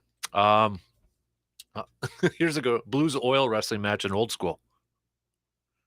You watched the movie Old School? Blue? Yeah. See, that just got on you right there. All right. Yeah, that It's one. a sport. That is a sport. Although I will say, I will watch Frank the Tank do the gymnastics any day. Didn't even think of that one right there. Oh, yeah. Or the flip from the one guy. The big guy, yeah. Yep. Yep. Lands it. Yep. Perfect. Yeah. Or Vince Vaughn doing the is it the The Iron rings. Cross? Still Yeah. holding. Still He's on the rings. Yeah. Still holding. What about the football game from Wedding Crashers? Oh, Hot man. route. Crab cakes and football. That's Maryland what does. Maryland does. All right. So we both picked the Pack. You seem to be a little bit more confident than myself. in I think this. it's because I have no faith in Washington. Like, I understand your rationale for being worried about it being Taylor Heineke, and I do think they have a better shot of winning with Heineke than they do Carson Wentz. I'm glad actually Washington won last week against Chicago. I have this in my mind, like, okay, they won, so now they're due for a loss, even though that means absolutely nothing. But yeah, I'm just nervous. I'm very nervous because I think the other part of this too is like if they do lose, I feel like it's done. Like it's going to be very hard to come back and make a run. The only thing that's nice about it is that, yeah, you've got a bunch of teams that are in the NFC that are 3-3. Yes. Yeah, there's right now, I think the only team anyone looks at in the NFC and says they're really good is Philly. Yeah. Because, I mean, and maybe that changes with Dallas with Dak Prescott coming back. Yep. But, there's still some questions with the Giants. Yeah. I think it's just because when I say questions, we don't want to believe it yet. Yes. Yeah. There's questions with the Vikings. You think so? I think so. Is it fair to say, though, that the Vikings are the second best team in the NFC? What's your biggest question with your team? I would say for me, it's still the defense. Okay. There's a very sharp difference between the yards they give up and the points they give up, and usually that normalizes over a year. Mm-hmm. They give up a ton of yards and haven't really given up a ton of points. Mm-hmm. And I don't know, like the offense, I can still say, like, I could still see why it could get better. Like the defense, yeah, the pass rush could be better. Like the secondary's held up, and like the cornerback group, I don't think is great. Mm-hmm. But I mean, there's still questions there. I mean, they come out of the bye and they play Arizona and Washington, so they could conceivably be 7-0 and go when they go and play Buffalo, and then a person will pick them, and they should. They got one loss. They lost to the Eagles. No, I mean they could be 7-1. Oh, I thought you said 7-0. If I did, I'm sorry. I meant okay. 7-1. Okay, yeah. They could be 7-1 going into that game with Buffalo, and nobody would pick them, including myself. I mean, you look at the Cardinals, though, too. You mentioned the corners and how many freaking wide receivers they got now with DeAndre Hopkins back. And speaking of receivers, bud, you know who was trending a little bit on Twitter last night? I actually saw that, and I laughed. I saw that, I think, between sets when I was covering volleyball. Yeah. And Kevin White, baby. First thing I'll always think of when I hear Kevin White is you and me at the draft in 2015. Yep. Bears fans around us super excited because they drafted Kevin White. We're just like, because Amari Cooper was in that draft too, I think, was the other receiver. I believe so. That was it. But yeah, it's like, what? Yeah, catch for 64. And I remember him talking about how he was excited to play with a great quarterback like Jay Cutler. Mm-hmm. Yep. And even the Bears fans laughed at that. Well, because there was that rumor that the Bears were going to trade up for Marcus. That was a disappointment. Mm-hmm. We went into that like, oh my gosh, who could trade up to number 2 to draft Marcus Mariota? Yep. And the answer was nobody. Nobody. I don't think there was a trade until halfway through that first round or even later. But no, Vikings drafted Trey Waynes. It's funny that we just said Kevin White because Pro Football Talk just posted Kevin White's 64-yard catch and run becomes the biggest highlight of a career that was derailed by injury. I didn't even know he was still in the league, so good for him. Yeah. Good for him. Yeah. Because, I mean, there was somebody posted up, that was the same draft Kelvin Benjamin was in. You know, he's out of the league. You know, these other receivers. Sammy Coates, I forgot all about, was in that draft. He's out of the league with Pittsburgh, I think, when he was drafted. But, yeah, I saw Kevin White. I'm like, oh, yeah. Still, hey, kudos to him, man. That was pretty cool. Well, in a couple of years when Green Bay gets another draft, we can find another guy to bond over. Yeah. Yep. And that'll be the greatest weekend ever. All right, we only got a few seconds left, so I'll pick Packers reluctantly, still nervous. We're both picking Purdue though. Yeah. But we'll see. Yeah. Hey, they're at home, it's homecoming. Yeah, we'll save this for next week, but I haven't seen anywhere where the job's posted yet. Do you think it's because he's still interim? I'm talking Jimmy Leonard. Yeah, I think so. You know. Because do you think they should just name him now so they can like get set for recruiting? I don't, because you never know. Like if they lose every single one of their games the rest of the way. If they don't hire Jimmy Leonard, I think he's gone though. Fair. You know, probably. And I don't think anybody would blame him. No. All right. Well, high school football tonight. Woo! Make sure you're following Brandon on Twitter for all the latest updates. DP and the Danettes, they're up next. Have a fantastic weekend. Enjoy the weather. We'll be back, and hopefully it's a victory Monday. You're listening to the Dan Patrick Show on WAYY Eau Claire, W286CK Eau Claire, Sports Talk 105.1. You're out, you're about, but you want your Dan Patrick. Well, good news, he goes everywhere with you. If you miss the show, you can podcast it. If you want to see the show, just go to Peacock, and we stream it live every weekday. Watch past episodes, too. The Dan Patrick Show, available anywhere you are, any way you want it.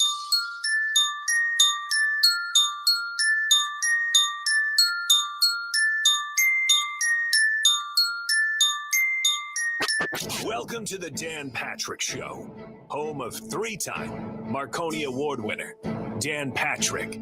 running out of room here for Marconis. We could use an Emmy, but got another Marconi. Do you hear that complete lack of enthusiasm? That's called acting like you've been there before. Humbled again. Wake me up when it's over. Something San Diego might learn a thing or two about. They have come out in masses, finally getting some respect. I know. Like, easy.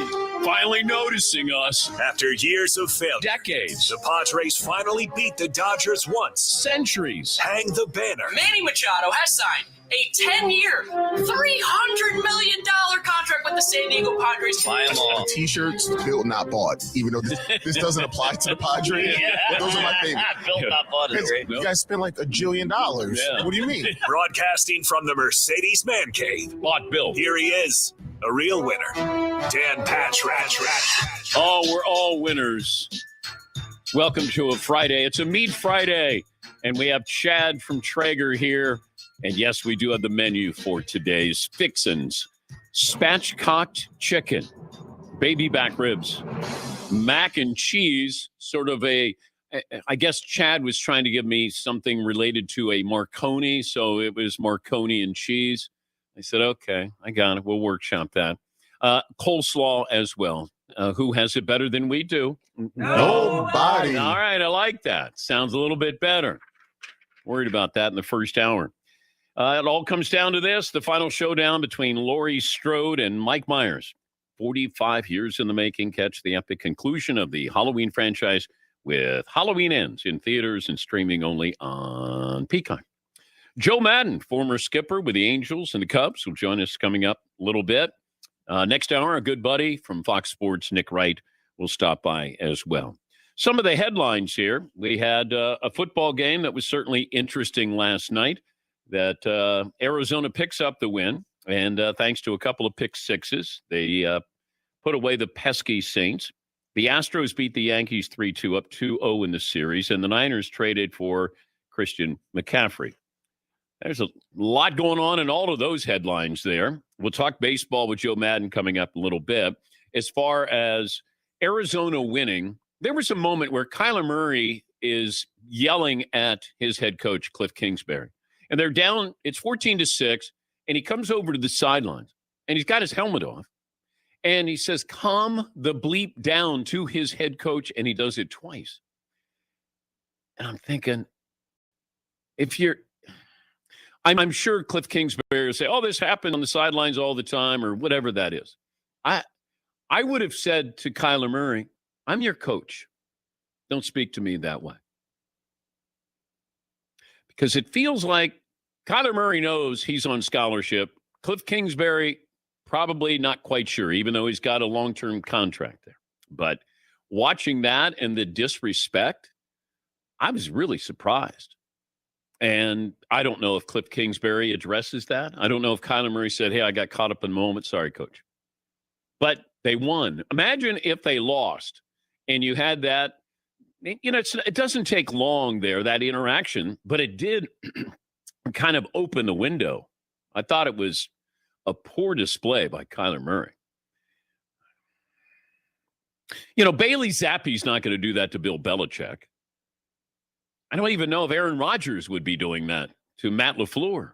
Mac Jones just had the nerve to say why. I know. And that was a big deal. Why? Yeah. Okay, you can see that on the bench. But if he did it on national TV, where he went to the sidelines and Bill Belichick was going to disagree, and he went, why?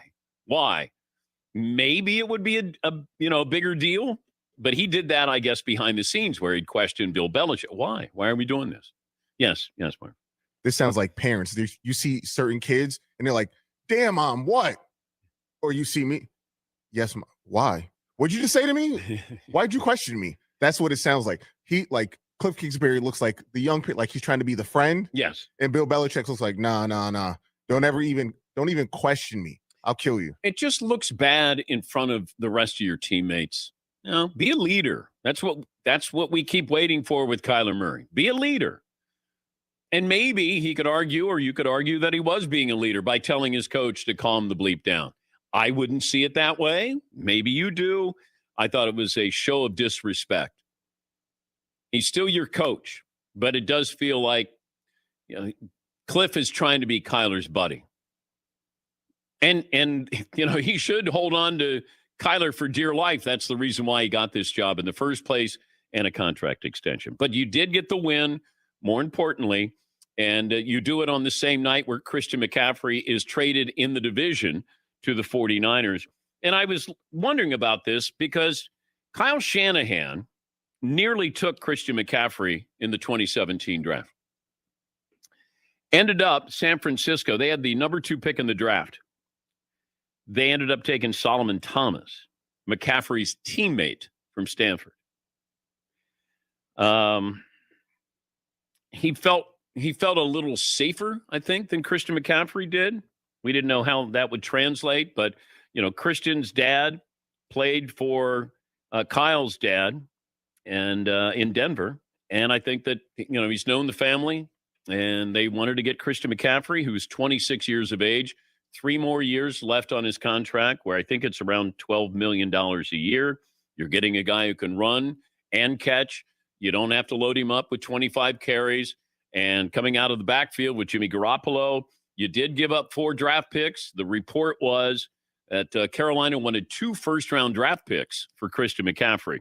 They got a 2nd, 3rd, and 4th this year and a 5th next year. And you kept him away from the Rams because the Rams reportedly were all in till the very end. I give, who I thought of when this deal happened? Baker Mayfield. You want to talk about a guy who is trying to prove himself, trying to hold on to being a starter in this league. Now, all of a sudden, Christian McCaffrey's gone. I guess they're going to hold on to DJ Moore. They feel like he's more foundational for them. And, but you end up trading him. So you start to look at Baker Mayfield and the weapons, and Robbie Anderson is gone. Like, this feels Trubisky-esque for him, an ending like that where he's a backup quarterback someplace next year. But is Carolina bad enough to be in a good position to take one of these quarterbacks? That's another. You don't like being 7-10 in the NFL. Like, if you said you can be 7-10, or would you rather have 3 wins, 3-14? I'd take 3-14 because I can get help. 7-10, I can't get that help, that difference maker. Yeah, Marv. Have you ever heard of or seen like front offices be like, damn, when their team wins like the last 2 games of the season to get themselves out of a top 5 pick or anything? Have you ever seen that before or heard of that? They usually don't cheer, privately, like, what are you, like the Dolphins? What are you doing? You don't know. We didn't want you to win. Wait, what? Yeah, Paulie. Carolina right now, if the draft for today, long way to go, they have the number 1 draft pick. So if somehow Carolina could take this season, get rid of Darnold, get rid of Baker Mayfield, get rid of their coach, have the number 1 pick of the draft, get C.J. Stroud, and have McCaffrey's money off their books and 4 more draft choices. That's one of the better seasons they could hope for. Like you said, what would 7 wins have done for Carolina this year? Yeah, but Carolina could turn out to be the Southern version of the Bears. You draft another Ohio State quarterback, and he has nothing to play.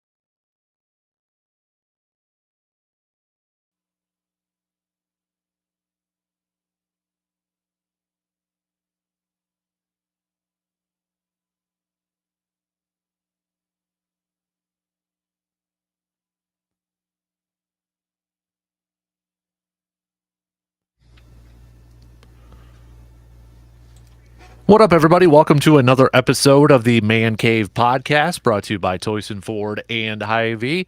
I am, of course, Dan Kasper, your host for every episode of the Man Cave Podcast. And, well, we got a fun one for you here this morning. Well, I guess it's morning for me.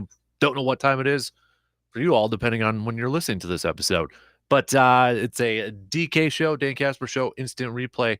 It's a fun one because Brandon Burdigham and myself, there was a question that was kind of trending on Twitter. Which fictional sports movie would you have liked to have attended? You know, like the event or the game in that sports movie. So Brandon and I had our top 5 list. Plus, a lot of you during the radio show chimed in with your picks. So we got that. Also, I'm talking a little Packers Commanders, previewing that and why I'm nervous about this Packers and Commanders game. Plus, we throw in a little Bucks chat, a little baseball chat, and some college football talk on there as well. So enjoy this episode of the Man Cave Podcast.